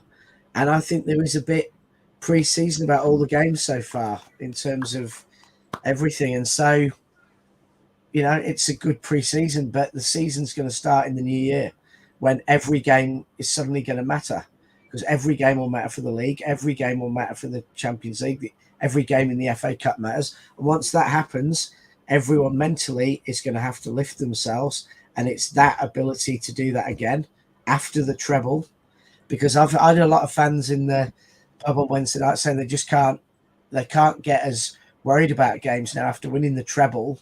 It's taken pressure off. It's made them worry less about losing. But our players can't think like that. Our players come January, February have got to be back up mentally at that mentality monsters that we cannot lose. So we've got to see out the pre-season, keep ourselves in contention, and then let's see if Pep can get them up again. Yeah, Rich, if I could use a sporting analogy as a fellow golfer, what do they say about the Masters? They say the Masters is always won and lost on the back nine on a Sunday. Yeah. Oh, exactly. Just same thing goes with our season. Yeah. Go on, Alan. I think we've been, I would say, probably 7.5 out of 10. I think good first six games. We've got the results. Performances haven't been brilliant, but we've got the results that we needed. The last two games, I just think we suffered heavily with the amount of injuries to very big players at the same time. And the new players that have come into the club are still adapting to the way we play, and they haven't shown the consistency yet. The only issue we've got at the moment is and we've seen it when Rodgers got sent off, is who do we play there? Because last year, the year before that, you would play Gundo in that position, or Johnny Stones. Yeah, but I just think this is where we're coming on to that. Don't go into too much. Coming on to that. All right, okay. And I just think we've been performances have not been fantastic, but we've had a lot of injuries at the same time at the start of the season, and I think that has a lot to do with it. I really do. Once you get these players back and fit again, we'll have to wait for KDB. No one really knows when he's going to come back. A lot of media reports are saying earlier. But we all saw what happened when he came back too early last time. I don't want that to happen. Yeah, but he's had the op now. Don't forget. Yeah, I agree, but that's a very serious operation that he's had. It just frustrates me with that one, Alan, because if he'd got the operation after the Champions League final, he'd already be back by now. I agree with you, Matt. I said it at the time. I was angry at Burnley when Pep played him because I knew something would happen. And it was silly. We should have done it straight away. But it's hindsight at the end of the day. But I just think we're okay position, 2 points behind, and we go again. We've got. I just pray to God we don't get any injuries in the international break, and because we don't need any more. I'll be honest with you. Yeah. By the way, if there was any worrying on Edison, his cap fell out of his tooth. That's why he had to go and take it away to a dentist. He's going to play against Venezuela. There was no injury. And my word, when that came out, the panic that went around social media was like, anyway. You'd be worried, but I'd be less worried about that now than in most recent years because I do think we got a decent backup. I know he's a right ugly bugger with his cap coming off. Anyway, I would give it an 8 out of 10. 2-3 weeks ago, we were sat here going 6 out of 6. Aren't we great? 18 out of 18. Perfect. The Premier League's a farmers' league. 2 weeks later, we're a bag of shit. And we're cheats. Sorry, 8 out of 10. Can we get another 150? Can we get another 115 charges, please? I seriously don't think. I don't think the Arsenal defeat is as bad. No, I don't think the performance is as bad as people have said. I don't think the defeat is as damaging as people are saying either. Yes, he could, Daniel. Whether he is or not will be different because he is training, doing some light training. He's training on his own, running. I think there's a, Pat and I will talk about this. There's a November international break, and if we can start, easing De Bruyne back in after that in December. Yeah. Just giving you a few tips about how to fix it. The dog's going. Here we go. Yeah. Well, they've heard all this propaganda going on about how they should be given more. Yeah. There's all these people posting how they should be given more bones and advocating for, dogs' rights and how they need, what they're asking. That, for fuck's sake. They've got all these protests outside. They've got banners up, you know. Jesus God. Yeah, Protest, they want to. protest. Yeah, they want to go down from their hours to be cut. Yeah, apologies. My Virgin Media is just having a moment. No Kicked worries. out now. Nice one, Branson. No, I don't own them anymore. Got rid of them, didn't I? Anyway, yeah, I'm sure. I don't think he has. He's got some involvement. I don't think it's full what it is anymore. Because Virgin Media doesn't own the airline either anymore, does it? Didn't that get sold to Delta? Sure. Yeah, But anyway, The Aussie one, that's for sure. Yeah, we'll get only out ever of owned it. about All 10% excited. of them. Most of Right. them. Personally, do not panic, Blues. Perfectly fine. I can assure you now, John Stones is back. KDB will be back. He will be fine. We will win this league. Clip it, jinx it, whatever you want to do. I told you last season we'd win the treble. Not going that deep suit too quick. We're gonna get a 4-peat. 100% 4-peat is coming. Do not worry. Nice and steady, Blues. In fact, we'll even get beat again this season. Might get beat twice. Don't worry about it. Rich, stop playing with your highlighter. Are you working down there? Yes, he's doing. He's highlighting the profit. He's marketing his golf balls. He's marketing his golf balls for the weekend. Yeah, he's highlighting his profit and loss. Anyway, right, let's move on to topic Rodri. Now, two things tonight. There was a report today about Calvin Phillips. It was Thomas hairdo and a couple of others on Blooming Forum as well. And I did ask the person I speak to. They didn't come back to me. They just sent me some weird emojis. Looks like Calvin Phillips has now admitted defeat. I don't blame him. Don't blame him. It's like having a parrot. He's right. Eh? Looks like he's admitted. Fucking can't get the sentence finished. All I keep hearing is what breed of parrot is that? The Whitefield wedge style? Yeah.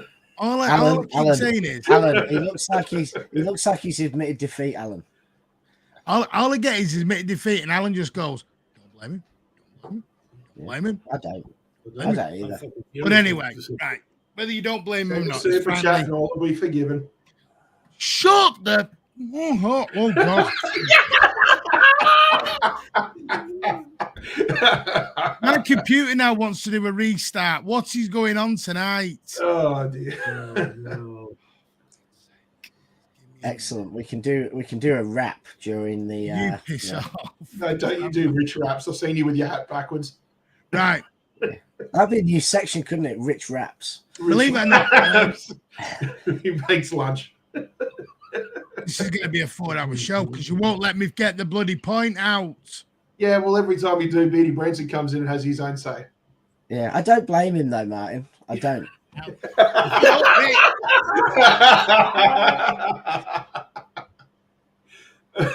Right. Calvin Phillips, admit defeat. Apparently, Bayern Munich, there's now come out sources at Bayern Munich are very interested in, which they were in the summer. There is talk of apparently there's an interest in not only Kimmich, but see, this is where you believe it. Some have said Cruz, some have said Kimmich today. Oh, please be Cruz. There is a report out earlier City were going to throw the book at Cruz. Then there was, I mean, it's fine. We've already got the statue if it is Cruz. We've got his statue already ready to go. Sorry, Sergio. And then obviously Kimmich, because apparently he's having issues with his contract over at Bayern, is that we'll throw the thing at him as well. Now, but obviously, then, like Daniel said earlier, we had scouts at the Sociedad game to Zumbadir or whatever his name is. So, listen. I feel bad for Phillips. But I think I don't think you need to be a mind reader to realise time's time. He needs to move for his career. Yeah, absolutely. Kimmich, I don't see, this is my issue if you're going to buy another number 6. It's got to be someone who's 33, 34.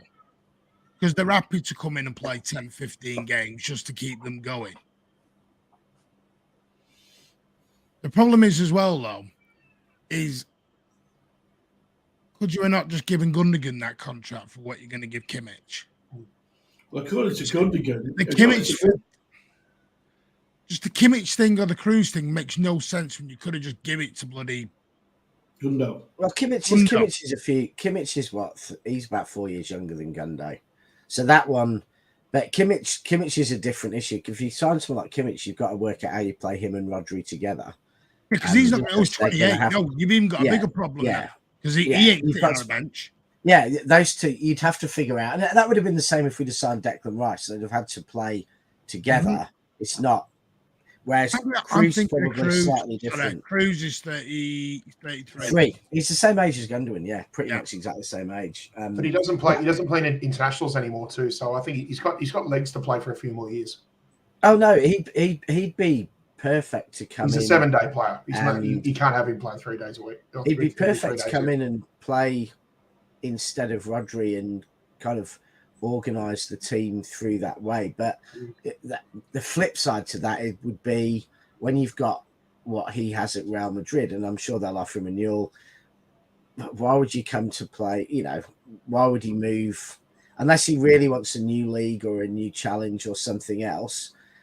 He'll get big money and he'll get 30, 40 games at Real Madrid, or he could move to City and do it there. I mean, you got to ask yourself, why would he? Because, you know, if he leaves Real Madrid, it's going to be because he's not getting enough game time, and that's because of players like Camavinga. If you're not getting game time against Camavinga, for example, why are you going to come to City and get game time against Rodri? And, you know, but from the City point of view, perfect. Someone who comes in who's actually going to be world-class enough to step into Rodri's role and step into other players' roles and play games at the top level. So I see that. I see both of those deals from the City point of view. I'm not sure if I see it from the player's point of view quite as much. Ethan, it will be alone. It will be alone if it goes out. I'll add something to that as well too, and what I'll go back to with Toni Kroos, and the reason I would love to see this is because I've regarded Toni Kroos as one of the best midfielders in Europe for the last, say, 10 years or so. I just think his footballing brain, his vision, the passing, the way he reads the game is absolute second to none. You know what I mean? And the other thing I love too is whenever we play Real Madrid too, you always see at the end of the game, you always see Toni Kroos and Kevin De Bruyne always hugging like there's that mutual respect. They understand the quality that each of them have. I have a lot of respect for Toni Kroos. I think he's a fantastic player, but I think if these rumors are true about him possibly coming to City, I would not be surprised if Pep maybe has a say in that. And the reason I say that is because we go back to 2013, 2014 when Pep went to Bayern Munich. He had Toni Kroos for a season, regarded him as one of the best players he's ever seen, thought very, very highly of him.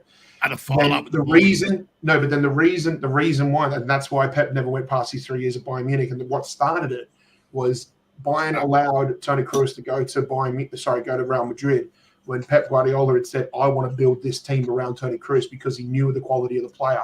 And I think that hurt him for those last 2 seasons he had at Bayern Munich. You remember I personally think Pep would have something to say. He would love to have Toni Kroos back. You remember who they built the team around, Pat? In fact, they offered this guy more wages, nearly double and half his wages off. Yeah. And they let him, and that's the thing. That's why Pep always said the biggest problem he had at Bayern Munich was dealing with the politics in the club. Was it Götze? He never had the final say. Götze, yeah. Götze, and then was made of biscuits. Yeah, the board gave all the money to Götze. Yeah, because they didn't believe in Kroos. He got offered to Barcelona. Luis Enrique didn't believe in Kroos, and then he went to Madrid under Ancelotti and won a bag load of trophies. I don't know where you got this from, Ethan. Bayern couldn't afford Walker. Walker just turned down. Mate, they spent nearly 90 million on Kane. What do you mean they couldn't afford KP? Of course they can afford KP, Ethan. It's not Barcelona, mate. Kimmich is too old. He's 28. So it's only a year older than Rodri blew out. I wouldn't say he needs to be older. He needs to be at an age where he's not going to tread over Rodri's toes playing every week. This is my issue. Tony Cruz at 33 is perfect. On this, and we're going to come to Alan because Alan's been nodding away when we keep mentioning Kimmich. Now, I'm not saying these are just the rumours today. I've heard nothing on it, and nobody else has, so I don't know. I did ask. I'm waiting on replies. Zubimendi. Again, I don't know a lot about him. Maybe I need to start watching him at Sociedad. But why would he leave Sociedad to come and play 10 games in the Premier League for City? This is my problem. Who's that again? Zubimendi. A lot of people have talked about this lad like he's going to be real good. The problem is Rodri's still got 5 years in him. Zubimendi's not coming to play backup for 5 years. Zubimendi's 24 as well. Yeah, this is my point. You can't have a 24-year-old backup. Yeah, I don't think that's going to work. Maybe I'm wrong, but this is the problem. Anyone who comes in knows that I have a back. Like Rich just said, you bring Kimmich in, you're going to have to double pivot. Because Kimmich won't sit on a bench. No. Cruz, you'll get away with it at 34, but then you might as well have just kept Gundogan. Well, apparently, according to Gundogan, we offered him too late. He'd already made his mind up. Oh, that's BS, that. You can sign a contract whenever you bleeding want.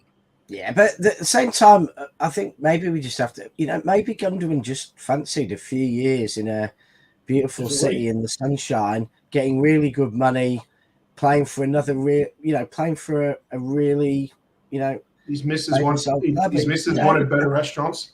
Missus wanted better restaurants. Disagree on that, Super City. Otherwise, Declan Rice would now be at City, mate. So yeah, disagree with that. And the other thing about signing, a kid, I actually think his game's going to be more further forward. But we've got Rico Lewis, who's, why are you all missing one person? I'm sick of hearing it every stream. Can we put some damn respect on John Stones' damn name, please? You won't curve around everything and forget Stones. Yeah. But yeah, so we've got Rico. He's a youngster in midfield. Alan loves John Stones. He's every City fan's. It's every City fan's favourite. Come on, everyone loves Stones. Everybody, yeah. He's in everybody's top three. Johnny, yeah, Johnny Stones. I think the only option really short term for Rodri is to I think if he got injured now it'd be Stones. Stones and Lewis or something like that, because I think actually if Stones is in the team, Rodri's missing is less of an impact. But in terms of an actual person stepping for him, if you want someone who can step in at no notice, you've got to go and sign a truly world-class player. And if they're not going to be miffed about not playing every game behind Rodri, they've got to be in their 30s. So we don't have much choice. And there's probably only a couple of players who could actually be in that category. The truth is only a few players in that category, of which Cruz is one of them. And most of the others are probably at places where you couldn't even sign them if they wanted to. And the other player I'd have loved to see at City, is I always loved at Paris Verratti, and him playing different roles. He was a player I thought there was a lot of rumours he wanted out of Paris, and I thought, if we were going to have had to lose Bernardo to him or something, he's a player I'd like to see. But it's going to have to be someone like that who's 30 plus, who'll come in and have enough flexibility to play with Rodri if needed, enough years in their legs that they don't mind if they have the midweek games off or the weekend games off. Yeah, Rich, I think the criteria for the number 6 role at City is after Rodri is basically either in your early to mid 30s, playing at a rate that you're comfortable playing every 7 days, maybe even longer sometimes, or you're 19 years old, you're a wonder kid, and you're being protected by Pep in the same way Rico's been protected, the same way Foden's been protected. You can't have your number 6 and backup at the exact same, at a roughly the same age, who wants as much game time, and you can't allow them that because you want to play a different formula to a double pivot. To be honest with you, though, even a wonder kid, even if you pick the best 19-year-old kid in the world, I still think, given the responsibility and maturity of that role, I still think that's a hard role to play. To ask, because effectively it is the quarterback, it is the organizer of the team. Now you know quarterbacks have come in at 22 years old and been miracles, but Jack Lee's come out. Another EDS signing. He's 24, mate. He's just mate. No, mate, he's 24. He's not an EDS. You can't do like United did with a 36-year-old Tom Huddleston playing. He's not an EDS signing, mate. He plays for Real Sociedad. I've not seen a lot of him. I need to start because a lot of people. Anyway, I just wanted to just double check. So I think Jack Lee thought he was younger than what he was. Go on, Rich. Sorry. Yeah, no. So I say, I think even if you get a brilliant young player, I think it's risky in that role. You want experience. This is why if we got an injury today, it would have to be Stones. And maybe someone like Gvardiol, in time can learn to play it well. And I know we had chats a few years ago about how someone like we're always surprised that someone like Zinchenko was never really thought about for that role, because you need a player who's got a real footballing brain is probably the most important. What about Josko? Characteristic. Yeah, it could be. He could be in time. I think. I think it could be now. Possibly, yeah. He was backing up. He's got every attribute up the left wing on Sunday, Rich. Yeah, he's got every attribute to do it, but has he and has he got the ability to come in and control the whole team, set the tempo, be in the right place to get the ball in defense, keep the ball recycled and everything else. Stones for now, but if we could get a player like Cruz, I just don't. There's not. If you get him on a free, or you get him for, 30 million or something in January because he's got 6 months left on his contract, I think it's a very, very low risk move. It doesn't have much downside. Rich, would he want to go in January though? Because I think he wants to do he wants to do his 10-year service at.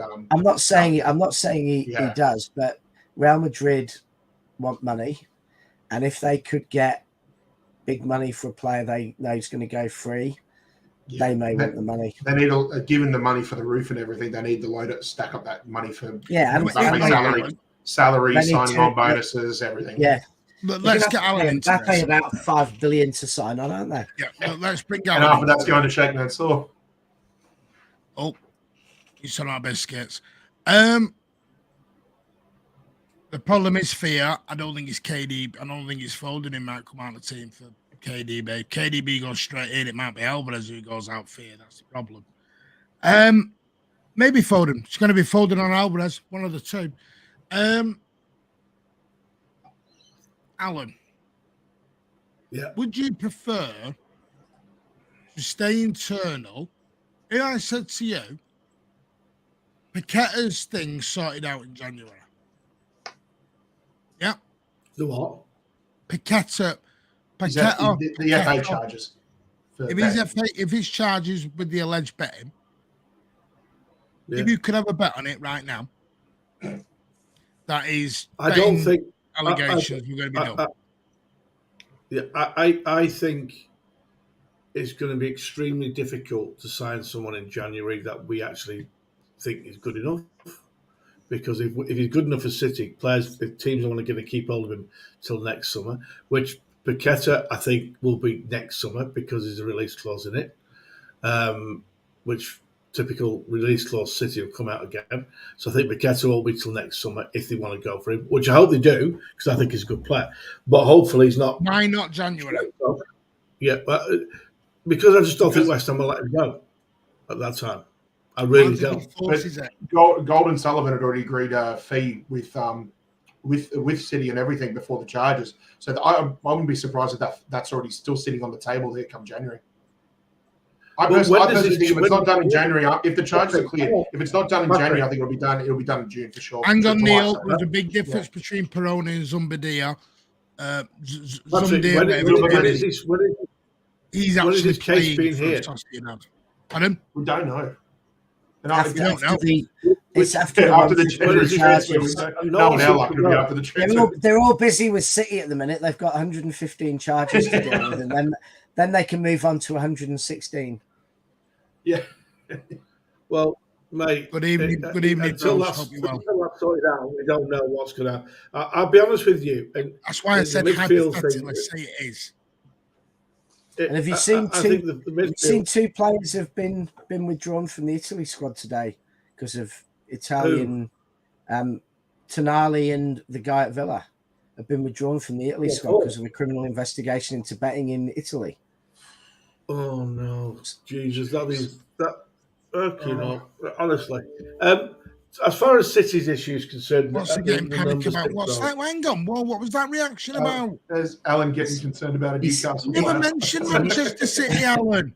Gee, bloody whiz. Well, no, Alan cares about the game. Alan cares about the game. No, he doesn't. He's sat there The thinking, integrity oh, of the which City game. player's involved in this? But it's They'll yeah, no, I find mean, something. yeah. The reason I tend to agree a bit with Alan Zaniolo. over Pat in terms of a January deal is West Ham are going well this season. Yeah. Exactly. They've No way got they're momentum. getting They're it. No going way. well. If they're looking solid for another cup run in the Europa, yeah. Look, I've accepted we're not known for January signings, but it is still there on the table if things were to work in our favour. If I was West Ham, he'd be saying, "Listen, we'll let you go in the summer. You've got a release clause. You know, you'll have our blessing, but we want you to give everything for the rest of the season." A bit like they did with Declan Rice, where they obviously agreed halfway through or before last season, you're not going to sign an extension. We'll let you go. You got our blessing, but come on, do something with us in the rest of the season. And I think Paquetá will be the same. Good player, but he's not solving the Rodri thing. So, I mean, it's a bit of a different. He brings a body which rests midfield and gives us a fit of team, but he's not making the Rodri situation necessarily that much easier. I don't think there needs to be a Rodri. You've got John Stones. I tend to agree with Martin in respect that you can play in there for the rest of the season. I don't think we'll sign anyone in that position this year. I think it'll be next summer if we do, that is. Until then, I think John Stones and maybe even Bernardo can play there. But I do agree that I don't blame him. Phillips has got to go out and load somewhere and get some game time because at the moment he's been shafted. He's been shafted. He can't get it. All right, calm down with the shafted bit. He hasn't helped himself either a bit, Alan. It's a bit of both. He hasn't helped himself, but he hasn't been given the opportunity. He's got half a shaft. Because at the end of the day, Alan, we don't know what he's doing in training on the other side. No, we don't. Pep sees him in training every day. There's something he's not doing in training. That's also doing it. So yes, I do agree he's not had the proper chance, but he may not be doing it properly in training. The one thing I will say, by the way, just breaking news, Erling Braut Haaland, that really crap footballer, has now scored 27 international goals in 27. Oh, he's good. He scored tonight. Yeah, sure. he scored quite a few, mate. Anyway, they beat Cyprus 4-0. I think he got a hat-trick. There was a real reason. There was a reason Tonali left quickly for Newcastle. Look, you see, you've started all the conspiracies now, Rich. Anyway, I honestly think it's sad that these players who earn like 200 grand a week need to, given what betting limits are, half of these things are probably, you'll probably find out that, the Paquetá thing earned him or allegedly or his family or whatever about half a day's wages or something. I mean, that's the mad thing, is that some of these betting things, and the same with Tony, like they're earning a fortune, and why would you even bother? Why would you even bother? I mean, the weird thing about all of this, and I do find it a little bit on the weird side, is that Alan, we've all said, City don't do any business in January. We do inquire about players. We do try and do business. We It's try about getting the- Corella on it's loan about- in mate, January. mate, it's about the other clubs that you're trying to buy players off. No, I They know, don't want to let them Alan. go. If Pep had his way, Corella would have come on loan last season in January. I don't want him. He's shit. Madison would have arrived last January. Yeah, So you got to remember that deals. if there is something there. So I don't think the Paqueta deal is completely off the table. If them, because the thing is, Alan, Paqueta wants to move. I know. I don't think West Ham will let him. Yeah, we can argue as much as you want, but I don't think West Ham will let him go in January. Do you think Wolves wanted Nunes to go? Oh, bloody hell, I said Nunes. Look at his face. Wolves are happy now. They're bloody beaters. Yeah, I mean, he can go back there as far as I can. I think the thing is, Alan, he's played 3 games. Jesus, we would happily sign players in January, but we're so strict about what we value a player at, or what the wage is going to be, or anything else, that the truth is, you can do business in January. It normally comes with a premium. And City are a really stubborn team who hate paying premiums, which is why we don't often do deals in January. But if we need a player, like we did it with Laporte, we did it with Dzeko, we'll sign a player in January if we need them, no question. But the question is, will we think we need them? And all I know is, a person you know, Rich and Pat, you know, there is money there and they are looking. Yeah. Oh. We know there's money there. We've looked at I mean, the last as you years. know, that they normally don't. They're normally like, no, we've no interest. We'll wait till the summer. They are actively looking. Hang on, is this John Rowland? Hang on, is this John Rowland guy, Rich? You seen his picture? Who? John Rowland. He's on the chat. Yeah, he looks like Rich without the glasses. I'm not looking. We already know Rich. We already know Rich has a brother who runs a Burnley channel. Why not use Bob? Because he's still a young lad learning the trade, mate. I agree with Martin Stones. Keys will be back up to Roddy Barson and a real Busquets. Exactly. I just think I'd rather get Paqueta over the line than go and get a CDM when you've got Rico. Because the thing, my issue is, as much as yes, I wanted Phillips to be used, it's not like we need a replacement for Phillips, because it's not like we've used him. That's why. That's why I wouldn't mind Cruz, because Cruz can play a 6 and do you know why we would need Phillips replacement? And I know Rich will disagree with this, so I don't want to start another debate. But we are very, very thin on the homegrown quota. Yeah. So if Phillips goes, you're going to have to get some homegrown quota. Yeah, you may as well, or you get down to having a 17-man. Yeah, you just drop to a 17-man squad instead of a 25-man. Yeah. Well, let's not argue about that, please, again. No, we're not. But what I'm saying is, we couldn't. If you actually look at the homegrown quota, we are sort of borderline in it. Well, that's easy. We'll just bring back Harwood Bellis. No, he can't. They've got an obligation. Excuse me. No, they've only got an obligation if they get promoted. If they go up. They're going to pay 20 million if they go up. Yes, obviously that Valentino lad is coming in January as well from Boca or River. Boca Juniors. Who, by the way, we may be playing in Saudi Arabia. Their Libertadores final against Fluminense is on in early November. Signed Says I never even heard of him. I reckon if Alan takes that flag down, he has a Nunes poster. Alan takes that flag down, his green screen will collapse. The problem Alan, I know what Alan has behind that. He has this amazing picture of the general, the greatest defender ever to play in the Premier League, Nicholas, the General Otamendi. Arms outstretched like the Messiah. The shittest World Cup. I know exactly what Alan's got behind there. Called his old Liverpool flag. From Picture of 20 Jeremy years ago. Corbyn. Picture of Jeremy Corbyn. Do you know I only clicked tonight was a green screen? Yeah. I only clicked tonight was a green screen. The club will be prepared for a KDB fail return. Yep, nope, agree with that. John Rowland is friends and family, not the players.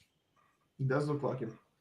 Do you think that Pep might ever try anything a bit mad, like moving KDB back into playing a more, a less attacking, less mobile role? Do you think we'll see a?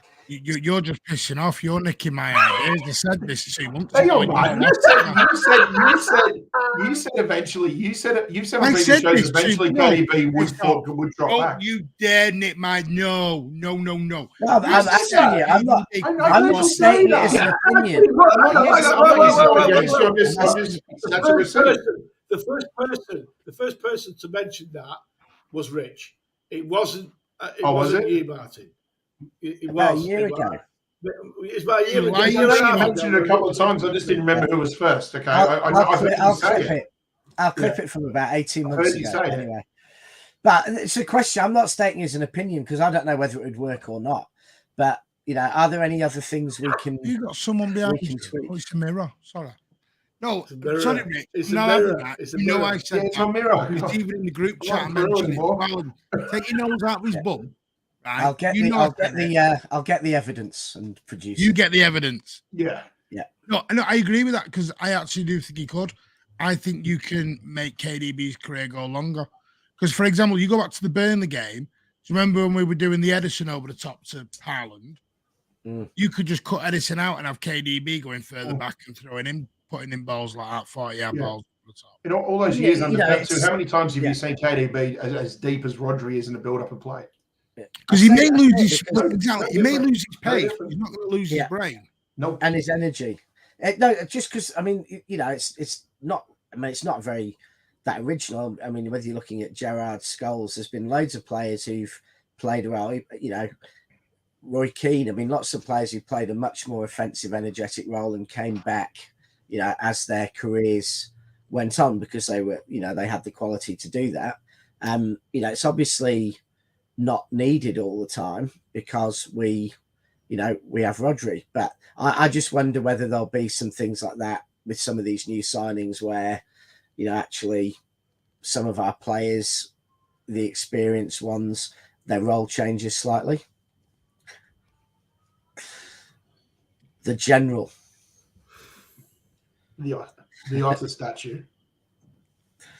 Re-sign Fernando Torres. When I'm watching games in the Imperial, there's quite a few in. They all turn around and start doing this to me like that. They all do this. I do remember, Alan. I do remember one time I was down in Melbourne with you guys, and I think you were slagging off Sterling, and then he scored, and then I think he scored like literally 2 minutes later, and we just absolutely just mobbed you. He jumps on top of me, all of you, on the floor. And then while we stop, you just hear this voice just go, "Still shit."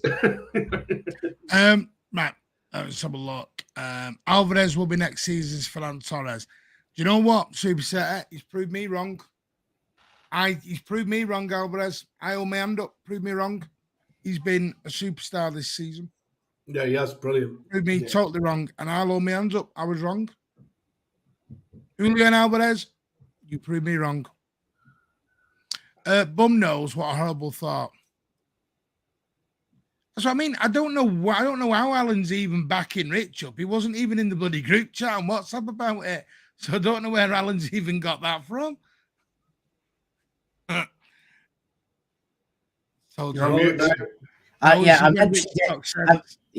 remember when I was chatting with Alan about it was about 9 years ago when we signed him. And I was saying, I think we're signing him. He'll be a bit more offensive, and we'll move him back. We'll move him back. If there's no Otamendi, there's no Ruben Diaz. So I was on a conversation on the phone with Rich about 2 years ago. Rich mentioned it, so it actually came from Rich, not you, Martin. You know what they say though, Alan, fools seldom differ. So maybe we both thought of it. Martin, in 7 years, named Pep's worst signing, in my opinion. Worst signing. Good It is question. hard to go beyond Calvin, to be No, honest. no. Can name someone worse. How can you say that? He's never bloody played. So how can you say that? Got you That's there, the point. Rich. No, that's the point. I don't know. Son, Rich, I've got to put Nolito up there. You I can't was say gonna it's say a signing if he never played. Rich, Alan, down 3 decibels. Jesus. Because I'm not wearing headphones. Did we get our money back from Nolito? Scream, then you got overexcited. Probably does the same thing in the library. I thought we got our money back for Nolito. I don't. Eh? Well, he played what? He played a part of half a season, then he was injured the second half. Threw his toys out the pram, complained about the weather, and went back to Spain. Yeah, and that's to be No, honest, I think Calvin did.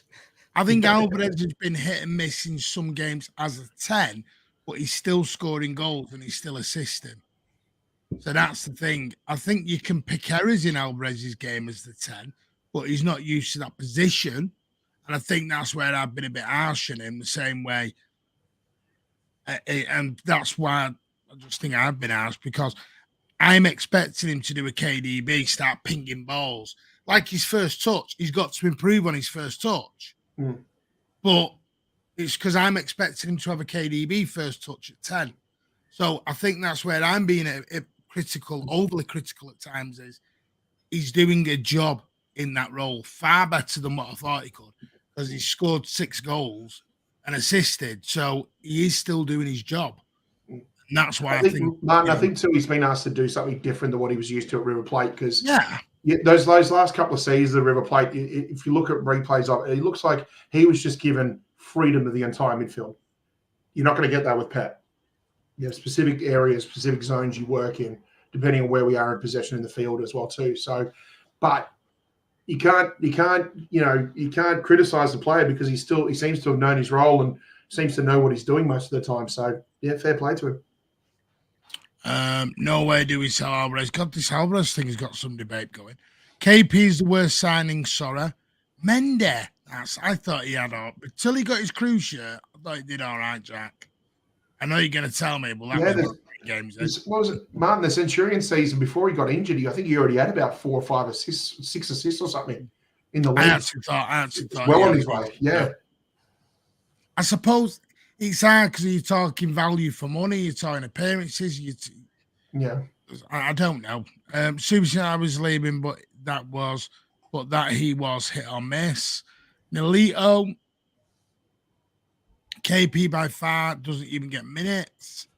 Nolito wasn't great, but he got game time. True. I always remember the goal he scored at Stoke and his full debut. Angelino was garbage. Again, was he given the chance, Jack?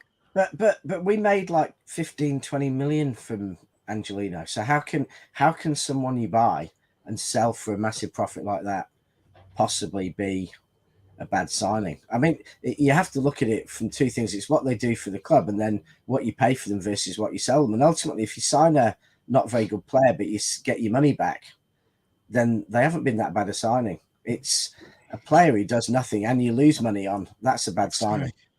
Like Mangala. I'll say it in a minute.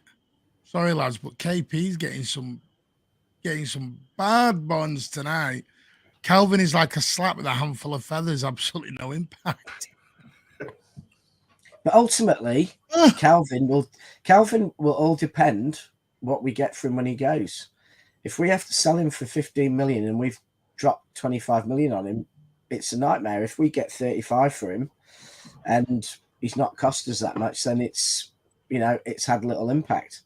Do you know why I think Phillips? You know what? Yeah, I was going to say earlier. Do you know why I think the Paqueta deal will happen in January, as long as it's all sorted out? Because I think Phillips will go as part of the deal the other way as a sweetener. And if that happens, then that becomes a lot more worthwhile deal for West Ham, and is a lot better for them in the season. So because Paqueta doesn't want to be there. 2 weeks ago, Paqueta was, I still want to go to City. I really want to go to City. I really want to be a Manchester City player. Like, you can tell how far down the line that deal was done, can't you? he was probably like 24 hours away from coming doing his medical before he got stopped. And his behaviour with, it's credit to the West Ham fans for not going ballistic, but his behaviour with Lilo and Pep and coming over and hugging them, it wasn't Pep, was it? Or was Pep there?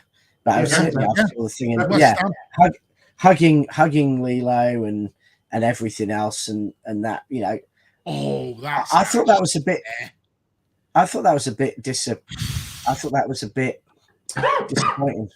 That's do you know why? Do you know why Stevie isn't right about Bravo?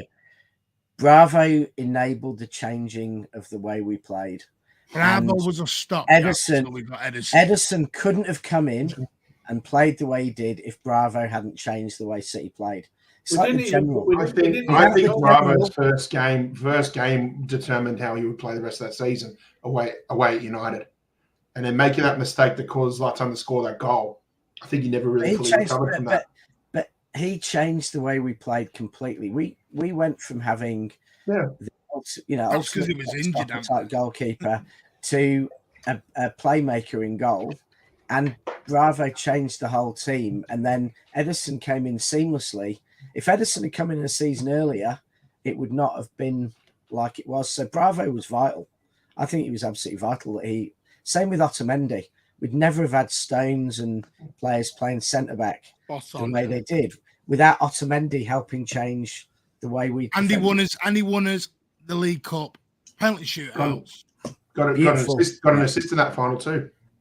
Yeah. By the way, I know you're saying, Anthony, but Jack Rodwell signed for City injured.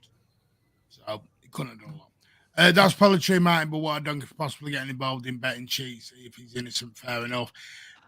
At the end of the day, he's doing a job for West Ham at the moment. He is really doing a job for West Ham at the moment. And it'd be interesting to see. I still think the deal will happen in some form of a capacity. I don't know when, but I still think the deal will happen. That's just my opinion. I've not heard anything. But I do think the deal will get done. I really do.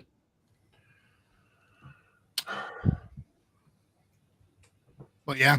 I mean, the simple fact is,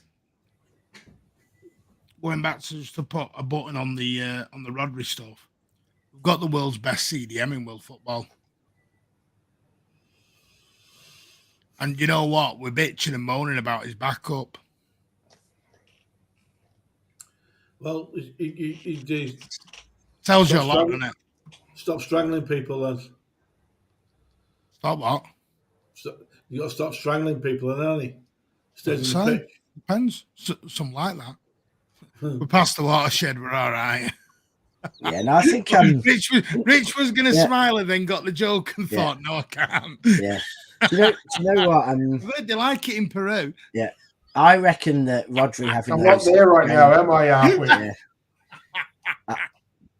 I reckon Rodri having those games off might save him from an injury, though. I think he looked a bit leggy, and I actually think he needed a few games off. And I think Pep's stubbornness about not resting him was a risk to City, but now he's had 3 games off. I think that'll help him. I think it'll be good for Rodri. And makes it less likely he'll get injured. Right, here's a question. There's 2 or 3 people mentioned this. Sorry, Pat. No, you're right. I think Phillips was signed for the homegrown quota. I don't think so. Because he was signed from Bielsa's Leeds. Bielsa and Pep were very, very close. Very big mates. Calvin Phillips was a player at Leeds United. A player. Yeah, he was. Playing murder ball under Bielsa. Trust me now, Leeds United have him back tomorrow. Yeah, they would. Big time. They have a mural of him up in Leeds.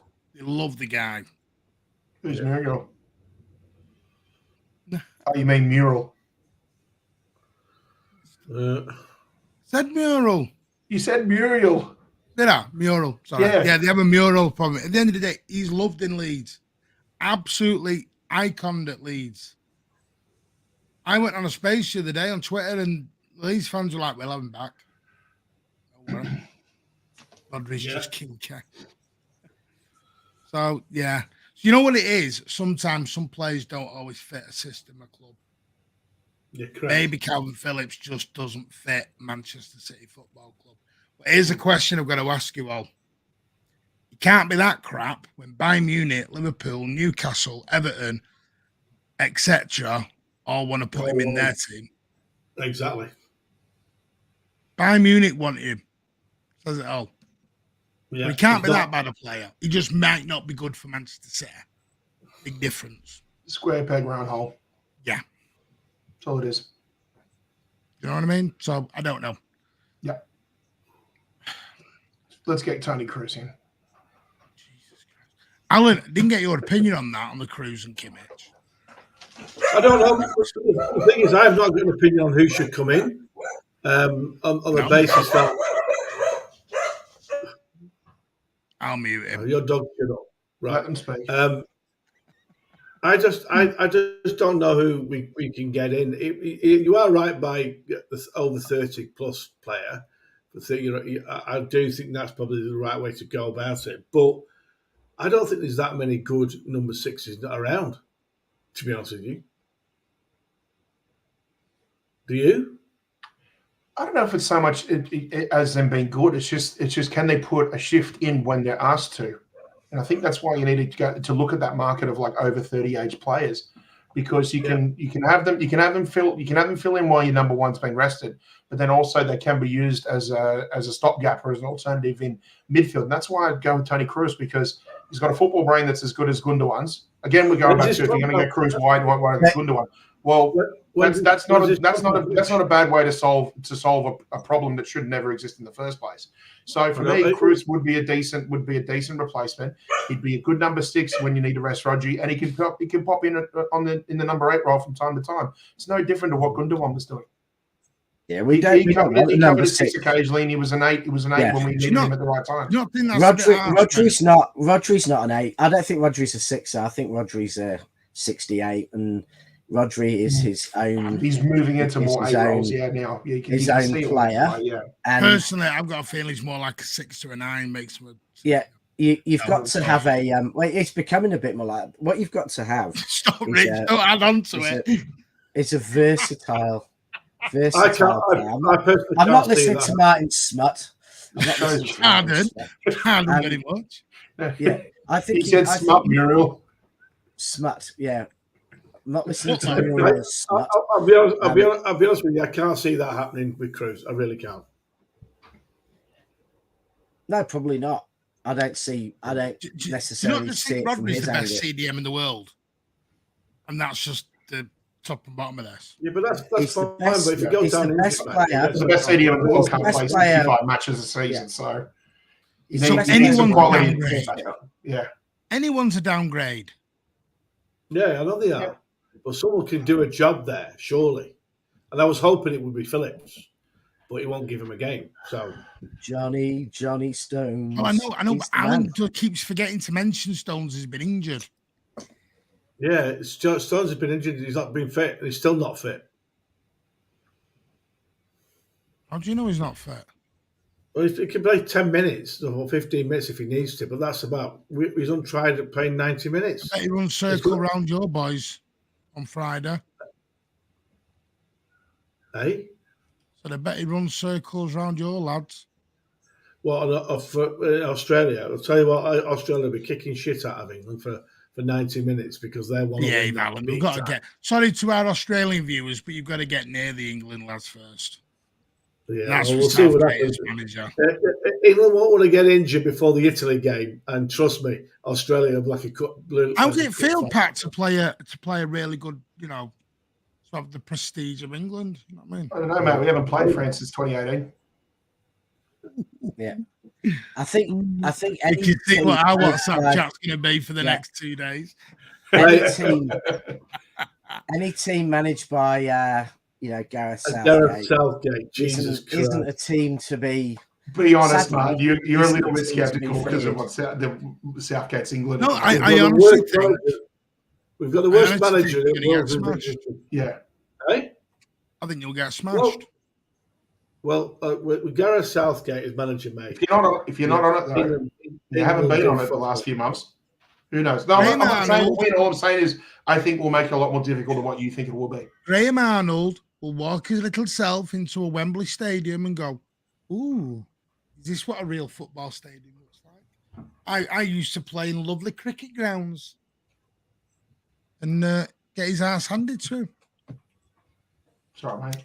Playing a Sorry, ground host in the Olympics. for some reason, just 50% of the subscriptions have gone down. Yeah. Sub The 2, I'm sad thing is, joking. on a more important matter, why in the middle of the season when players are overplaying is such an utterly waste of time game being played? That should be the question everyone's asking. Absolute waste of time. And you know, I'm not saying the Italy game is the Italy game matters, but Australia will win 2-0. That's what I think. Should we have another bet, Alan? Oh, but here's a question. Here's a question. Will anyone care? Will anyone care who wins a friendly? We'll get it, but we'll get it in the neck as soon as that final whistle goes. Yeah, and I'll just say Jochen Valdiaun. Yeah, because someone just let the Aussies know you don't pick the ball up tomorrow night. The ball's on the floor, lads. Picking it up. No, that's right. You can pick it out of your net. Who's going to score? Well, where do I start? Who's your striker? Well, we got Matt Leckie. We got Who? Jason excuse me. He plays for the CFG club, mate. So, Simon Colosimo. Yeah. Come on, boys. Yep. Van Berk will be there in advisory capacity. Jason Van Berk will be fine. Jason Van der Berg, as my dad called him.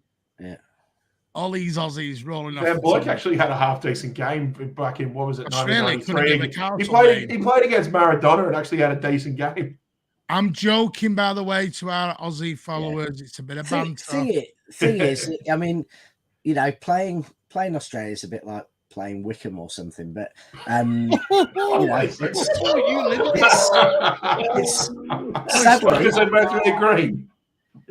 sadly, it should be an utter mismatch. It won't be because of England's got a terrible manager, but if you want to sum up international football, the sad thing is that England. I think England will probably do really well in it because when games don't matter and when it's a flat track game, England normally do well. We beat everyone 8-0. It's just as soon as England play a big team in a big tournament, they lose. Yeah. And honestly, in friendlies, we'll whip everyone 5-0, 6-0. And then we hit the tournament and we're like, nah, bollocks. Well, my best memory of Australia playing England in football was obviously that night at Upton Park where we smashed you lot 3-1. Smash you lot 3-1, but they had it on free-to-air TV when I was in high school, and Simon Hill was commentating for SBS here, and he said the only player missing from the starting lineup for Australia is Manchester City's Danny Tiazzo. My mate across the room is a United fan yelled out, "It doesn't matter. He's shite." I threw him a chair at him. I got a 1 hour detention. They did have a up front. You won't hear that. When Pat was in high school, he's 45 now. But anyway, no. What's that make you, man? Hey, younger than you. Just to let everyone know, the funniest thing I saw. I thought we'll end up. I'm not having a dig, but do you remember Jordan Henderson and everyone who was going over to this Saudi league because it was going to be world class and away we go? Boreham Wood had more fans at their stadium than Jordan Henderson had the other night. So big up to Boreham Wood of your big 1150 and Jordan Henderson played football in front of 956 people in the Saudi Super League. Well, there's scouts on it. What do you expect? I was saying a bit more about this Saudi Super League was coming over to, like you kept telling me, it's going to take over the Premier League. We're in danger. We're in real problems here. 956 people. But nah, mate. Well, he don't care. As long as the dollars are going into his back pocket, tax free, he don't give a shit. Oh, there's a question. Will Aaron Moy play? Hasn't he retired? I think He's he's retired from retired, international. I don't He's even. retired. He's retired. I actually Yeah. had a lot of Australians retire at 25. Well, I'm not No one of them. point. Sorry. Yes, Ozzy is doing all right. We have spoke with Ozzy this week. Ozzy sends all his love. He does miss us all, and he will be back, hopefully, in the next couple of months. So we'll keep saying hello to him. But yeah, we do appreciate that. I'm only having a bit of banter, by the way, to people who love the Saudi League or love the Australian leagues. A bit of banter here on the Mancunian way. We like a bit of a laugh. We bring Alan along. Sign Kieran. Anyway, and Callum Wilson. He's a good player, he is. Trippier too old, Wilson to play where? Who pays money to watch Jordan Henderson? Oh, come on, Daniel. It was going to be the next big thing, everyone told us. You saw the tweets by some people. South Africa. England will be built around him against Australia. There'll be Jordan Henderson, heart of the team. Yeah, probably alongside Calvin Phillips and Harry Maguire in a special, I know, but it was the fact he was telling everyone he wasn't going over there for the money, and then rocked out in front of 956 people. It's like, what have you gone there for? The ambience? Behave, behave, sunshine. I've no problem with it, but just be honest, own it, say why you've gone. Money. No problem with anyone going over to the Saudi League, but just be honest. Be honest with it. It's just one of them things. It's like Australia with their football. It's not very popular. I'm having pops because we're playing you tomorrow, and I've got to have these little digs. Come on. Yeah. Come on. Fight, Pat. Pat, where's your determination? Pat, tell us you're going to stop England. The Aussies will beat England tomorrow. You know it, and I know it. Give us your chest. We can't win an egg and spoon race at the moment. Bloody hell! I think we need to get one. Mate, you're right. We got smashed in cricket. We're absolutely terrible at rugby. Pat, everything. Yeah. Pat. Yeah, Australian sport is collapsing, Alan. Oh, I know. But Pat, it's going to be like a cup final to the Aussies tomorrow, where our players are just, we don't want to get injured. Well, the Aussies will pile in because they hate the Poms. Oh, it is, Charlie. It'll be a season. A lot of our players will be a season starter because the A-League will be kicking off soon. So they'll want to. True. They want to get stuck in. Yeah. And we do wish Melbourne all the best in their upcoming season. Come on. Melbourne say, yeah, absolutely. Are you Aussies getting up early to watch the international friendly? Yeah, 5:45 on a Saturday morning. It's not too bad actually. We've had a lot worse. Yeah.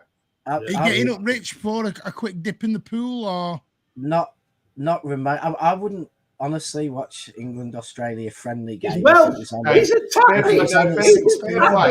Alan, fair play. The match is fair play. The match is on free-to-air TV too, so that's good as well. Yeah, I mean, everybody gets to watch it.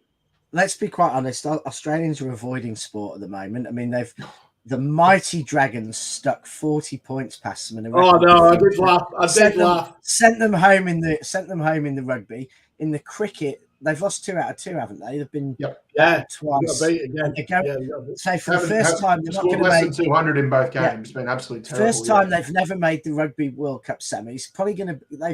If they're not careful, first time they haven't made the cricket semis, or the second time.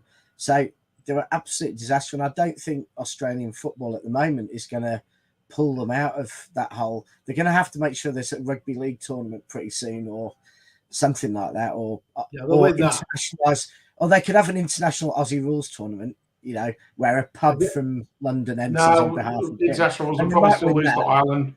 We'll probably still lose. We'll lose that to Ireland. Bring the Irish over for a game and get beat. Probably. Yeah. It's it's in a bit. Australian sports in a bit of a mess at the moment. There's 60 on. We're going to do. It's funny. It is funny. I'm going to do the end of month giveaway, and then we'll wrap up. So I'm just going to. I'm hoping everyone's in. I'm going to turn my background off. I've got a new way of doing this that we're going to do starting next month. So we will start. I've got a new Can I choose? website. Can I choose a number? Can I pick the number? No, Alan, because the randomizer does. Oh, Yeah, okay. hopefully you're better at doing this than Pat is, who was stood in front of the pub on Wednesday during the raffle, and every time he went to do it, an advert came on, and he stood there at the front of the thing saying, "Oh, just wait for the advert, just wait, Oh, there was once, mate. It was once. Wait for the advert, wait for the advert. Oh, go!" And then he got the wrong numbers. Well, anyway, there are 40 of you who have joined. I will show you. I got your wrong number. Yeah. So there is your number. I've got the numbers here in front of me. I have the list. Whoever wins this wins the September membership prize giveaway. It is now randomizing, so I have no say over it.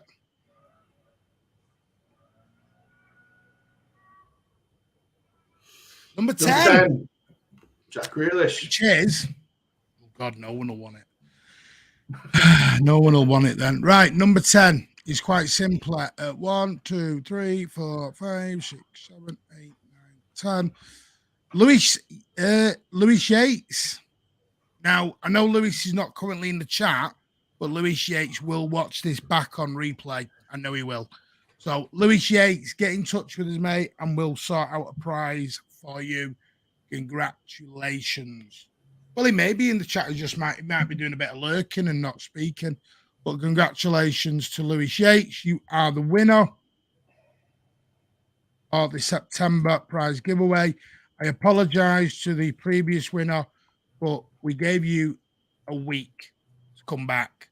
We can't do any more than that.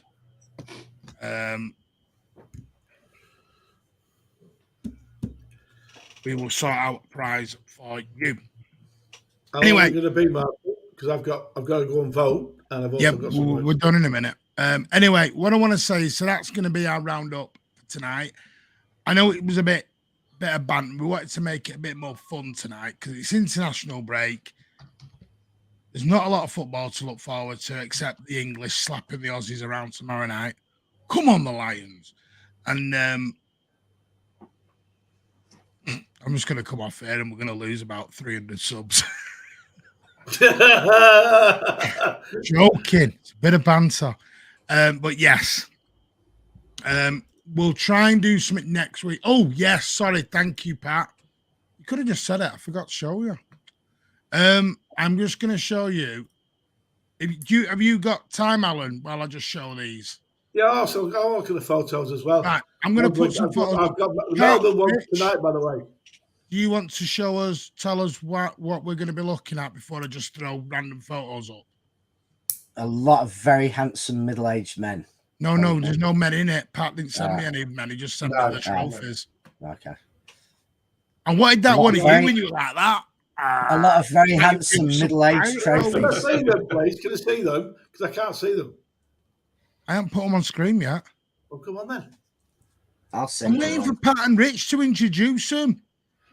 Right, yeah, guys. Look, Martin's just going to pop up a couple of photos from just from our members and also from Manchester City, obviously, of the trophy tour that happened here on Wednesday.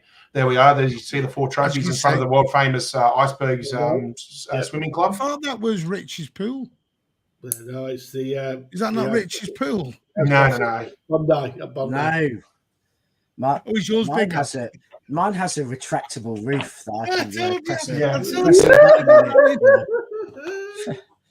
Yeah, retractable roof. Yeah, and it's. I wouldn't have those buildings in the background. Can I ask a question? Why were they all moved around? Why was it all at Bondi Beach, or was it moved around? No, they had they had them at Bondi Beach from roughly around about 11 a.m. till midday.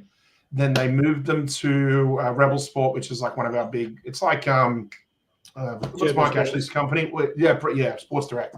All around Australia. They had one out at Western Sydney at Parramatta for a couple of hours before they moved them on to our public cheers in downtown.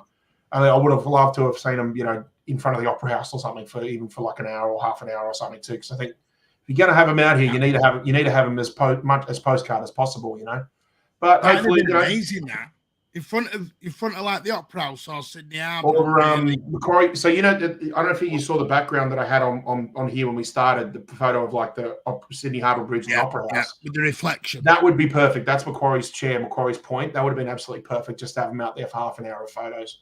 Because you could have had it late afternoon and dusk and the sunset. Because it was a beautiful day. It was a beautiful, beautiful day for everything. It was just a shame that we couldn't get it in more iconic Andrew spots, wants to know, was there much interest out there? How many people did you roughly get out there? We got through the door at Cheers, we got between 225 and 250. Yeah. And what is Cheers' capacity, roughly? Yeah. About that. That's So you were at full capacity then? You can only have certain amount for fire restrictions, can't you? We've got the same at Melbourne tonight. We've got 280 restricted to go in, and not allowed anymore. To be honest, we were restricted too, mate. Yeah. But was there a more popular trophy? Like, did they all want it with the Champions League more than the rest? Or? I think so, yeah. The Champions League, just because we've never had it before. So, and you got to think too, when you look at the FA Cup and Premier League, we've already had them out here, 3 times? Well, you had the Premier League out here three or four times. We had the FA Cup here a couple of times as well. So, for most, it was the Champions League. For me, it was the Super Cup. I spent more time looking at Super Cup because, for me personally, I just think you can't win one without the other. And to me, it's quite aesthetically, it's quite a nice trophy. Yeah, see, nice. I love the Premier League. I think the Premier League is a sexy, I love the Premier League. Don't get me wrong, but we're definitely used to it now. But man, away. I just think that Super Cup aesthetically is quite a nice trophy. Did you get to hold them? Hell no. God no, we weren't even allowed to take photos next to them. We had to be like, see, I don't know if anyone knows we have to be 6 foot. We have to be 6 foot in front of them. Right. Yep. I've actually held the Premier League trophy. It is so heavy. Heavy. It is not light. Yeah. Yeah, it's amazing actually. When it was on display, because I think the base of it is like pure jade or something, or some one of those. I'm just going to take these off. When I lifted it, it was when City weren't champions. It was when Leicester were. Yeah, because you could go to the museum and do it because we've got fighters. And you had to put white gloves on. White gloves. Yeah, I did it too. There was a bodyguard to my right. There was a bodyguard to my left. Yeah. There was a sniper up on the roof. I'm not kidding you. The sniper I am, but there was that much security around. If you cough near it, they moved you on immediately. It was like the crown jewels were coming out, and this was just one trophy. And it wasn't. Martin, every year that the Premier League's been out, it's been out, let's say 4 or 5 times out here to Melbourne and Sydney branches. They've always brought the same security guards with them, 2 or 3 security guards with them, and they stand there, and you can't touch them. You have your photograph taken next to them, but you can't touch them. They won't let you touch them. And the security guards go all over the world. Alan, it's different security this time. Is it? It's different security this time. One of the guys there was like, he was more concerned about anybody who had a couple of drinks because he was worried about them tripping over from 30 feet away. Because the old security that had been there for the last few, they were sort of like they recognized you from previous tours. They sort of just left you alone because you knew your limits, you knew your distance, you knew what you were doing. Yeah.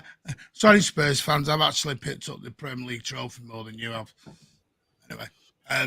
There were nice guys. One was an Everton fan and one was a Liverpool fan. Yes. The last few times, and they were good guys. So actually. When is yours, Alan? Well, ours is at the Imperial in the function room, level 1. So the function room. Nobody in here is going, mate. I'm not getting a flight over. It's an all-ticket event from Everton to Sydney, and it's all sold out now. It was sold out last week, so it starts at 7:00 tonight.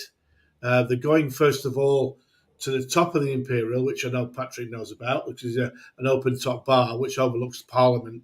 In Melbourne. It's very nice rooftop, actually. Very nice.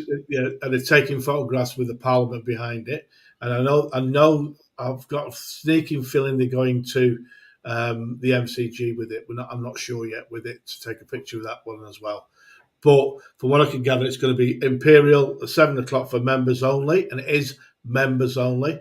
City fans only allowed. So it's an all-ticket event. So we'll be there tonight and go from there.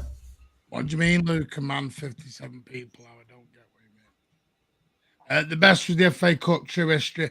Have you got back in? Did you get unblocked in the end? Clearly. Right, I just wanted to double check that I had done it correctly. City and sellouts, I don't believe you. Yeah. I mean, so how long is it in Australia for? How long is this tour on for? usually on for about a week. Yeah, So I don't think they're going Saturday anywhere. or Sunday, and then it'll I was go going to back. ask, is this like a world tour, or is it just Australia Yeah. and then back home? Yeah, it is. They've already done India, Indonesia, UAE. I'm missing. I know I'm missing a couple of others prior. I know I'm missing a couple of others prior to that, but Norway's coming up soon. They're doing a tour around the United States in November. When I say United States, I think they're only doing like New York, DC, Philly, and maybe like Texas, somewhere in Texas. Yeah, like they're not doing like 30 cities in 30 days or something like that. Couldn't do Texas, Jesus. Yeah, and they pick out the supporters clubs that they go to. So Sydney and Melbourne are the biggest ones in Australia because we're getting people coming over from Adelaide and Perth to ours tonight. Yeah, we had a few come from Brisbane as well. Yeah. Have you got a player coming? Have you got a player coming, Alan, tonight? So have you got a player coming tonight? No, because there isn't someone over this time. Right. Yeah. Oh, I thought we were gonna have a bit of. Well, we had a player. You did. We did. We had Spencer Pryor. So we should have had Spencer Pryor and Jack Rodwell actually had gastroenteritis. Porter Branch was. Yeah, that was my absolute highlight. Was getting there. Jack Rodwell was supposed to be coming, but he's injured and he couldn't make it. That was just like he must have been like, oh, I've got to phone City and tell them I can't make it because of injury or health. Injured again. It's better have a good night. He did. Anyway, the simple fact is, anyone who's been, I hope you've had a fantastic time. I hope you made plenty of memories, enjoyed it. Yeah. And it's I had a great time, as you can tell by my voice. So. Alan, you got booed, mate, because Spencer during his speech mentioned that you stole his boot from the Blackburn, or you've got his boot from the Blackburn game. I have. Mention your name and you got booed for being a boot stealer. Yeah, exactly. The story is one of my best mate's brother, who was is a City fan, stole his boot on the pitch as the crowd went on at Ewood Park, and he sent it over to me so I can get Spencer to sign it and send it back. So that is actually because I have got his boot here though. Yeah. I was going to ask that, Peter, doing the English ones. Can you imagine if they do the supporters clubs that got created just to get Champions League tickets? Which one was it that got created? And he said there's about 3 members. They're sending there's more trophies than members. There's more trophies than members. Yeah. So looking at the schedule, you've got Norway in Oslo and Stavanger, I think it's called. They have it from October 26 to 29. Then we'll be making the trip to Buenos Aires, Argentina, from the 9th to the 12th. From the 1st to the 10th of December, it will be in DC, New York, and San Francisco. And from the 5th to the 14th of January, we'll be in Brazil, in Sao Paulo, and Salvador Bahia. Obviously, Salvador would get it because of the CFG club. Anyway, I hope you have a great time. Luca, I don't understand that comment, mate. Maybe you can explain it in the comments, because you were asking us to do a collab the other day, and now you're sort of look like you're throwing a bit of shade there. No, I think he's just saying you look like you're 57. I'm 50. No, he said 57 at the time. We had 57 people. So I'm just wondering, is it shade? Is he asking a question? I'm trying to get clarification because literally he was asking us to do a collab 2 days ago. Anyway, I've got no idea. So we'll say, but I'm just anyway. Big thanks to everyone who's joined us: Blue Art, Julia, Daniel, Reese, Andrew W, Ethan, Peter, everyone who's been on tonight. Blue Art, Jack, you are all superstars. Mingy Wong was on earlier.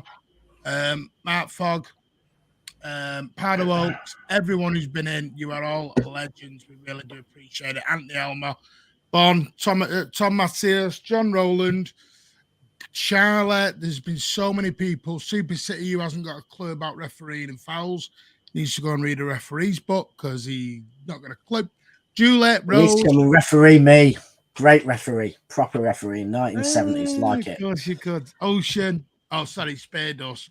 Never going to stop calling you Ocean. Antna. etc. Everyone who's been in, there's been so many of you tonight. You are all superstars.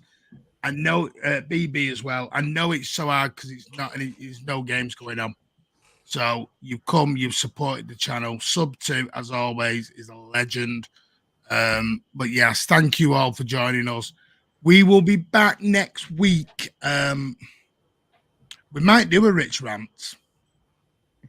I think the international thing might be a good time. Amy was on earlier, and there was somebody else who did what say. Don't know if you want to do a Rich rant. Sophia was you want to do a Rich rant? You're not done one for ages. Yeah, well, I need to have something to rant about.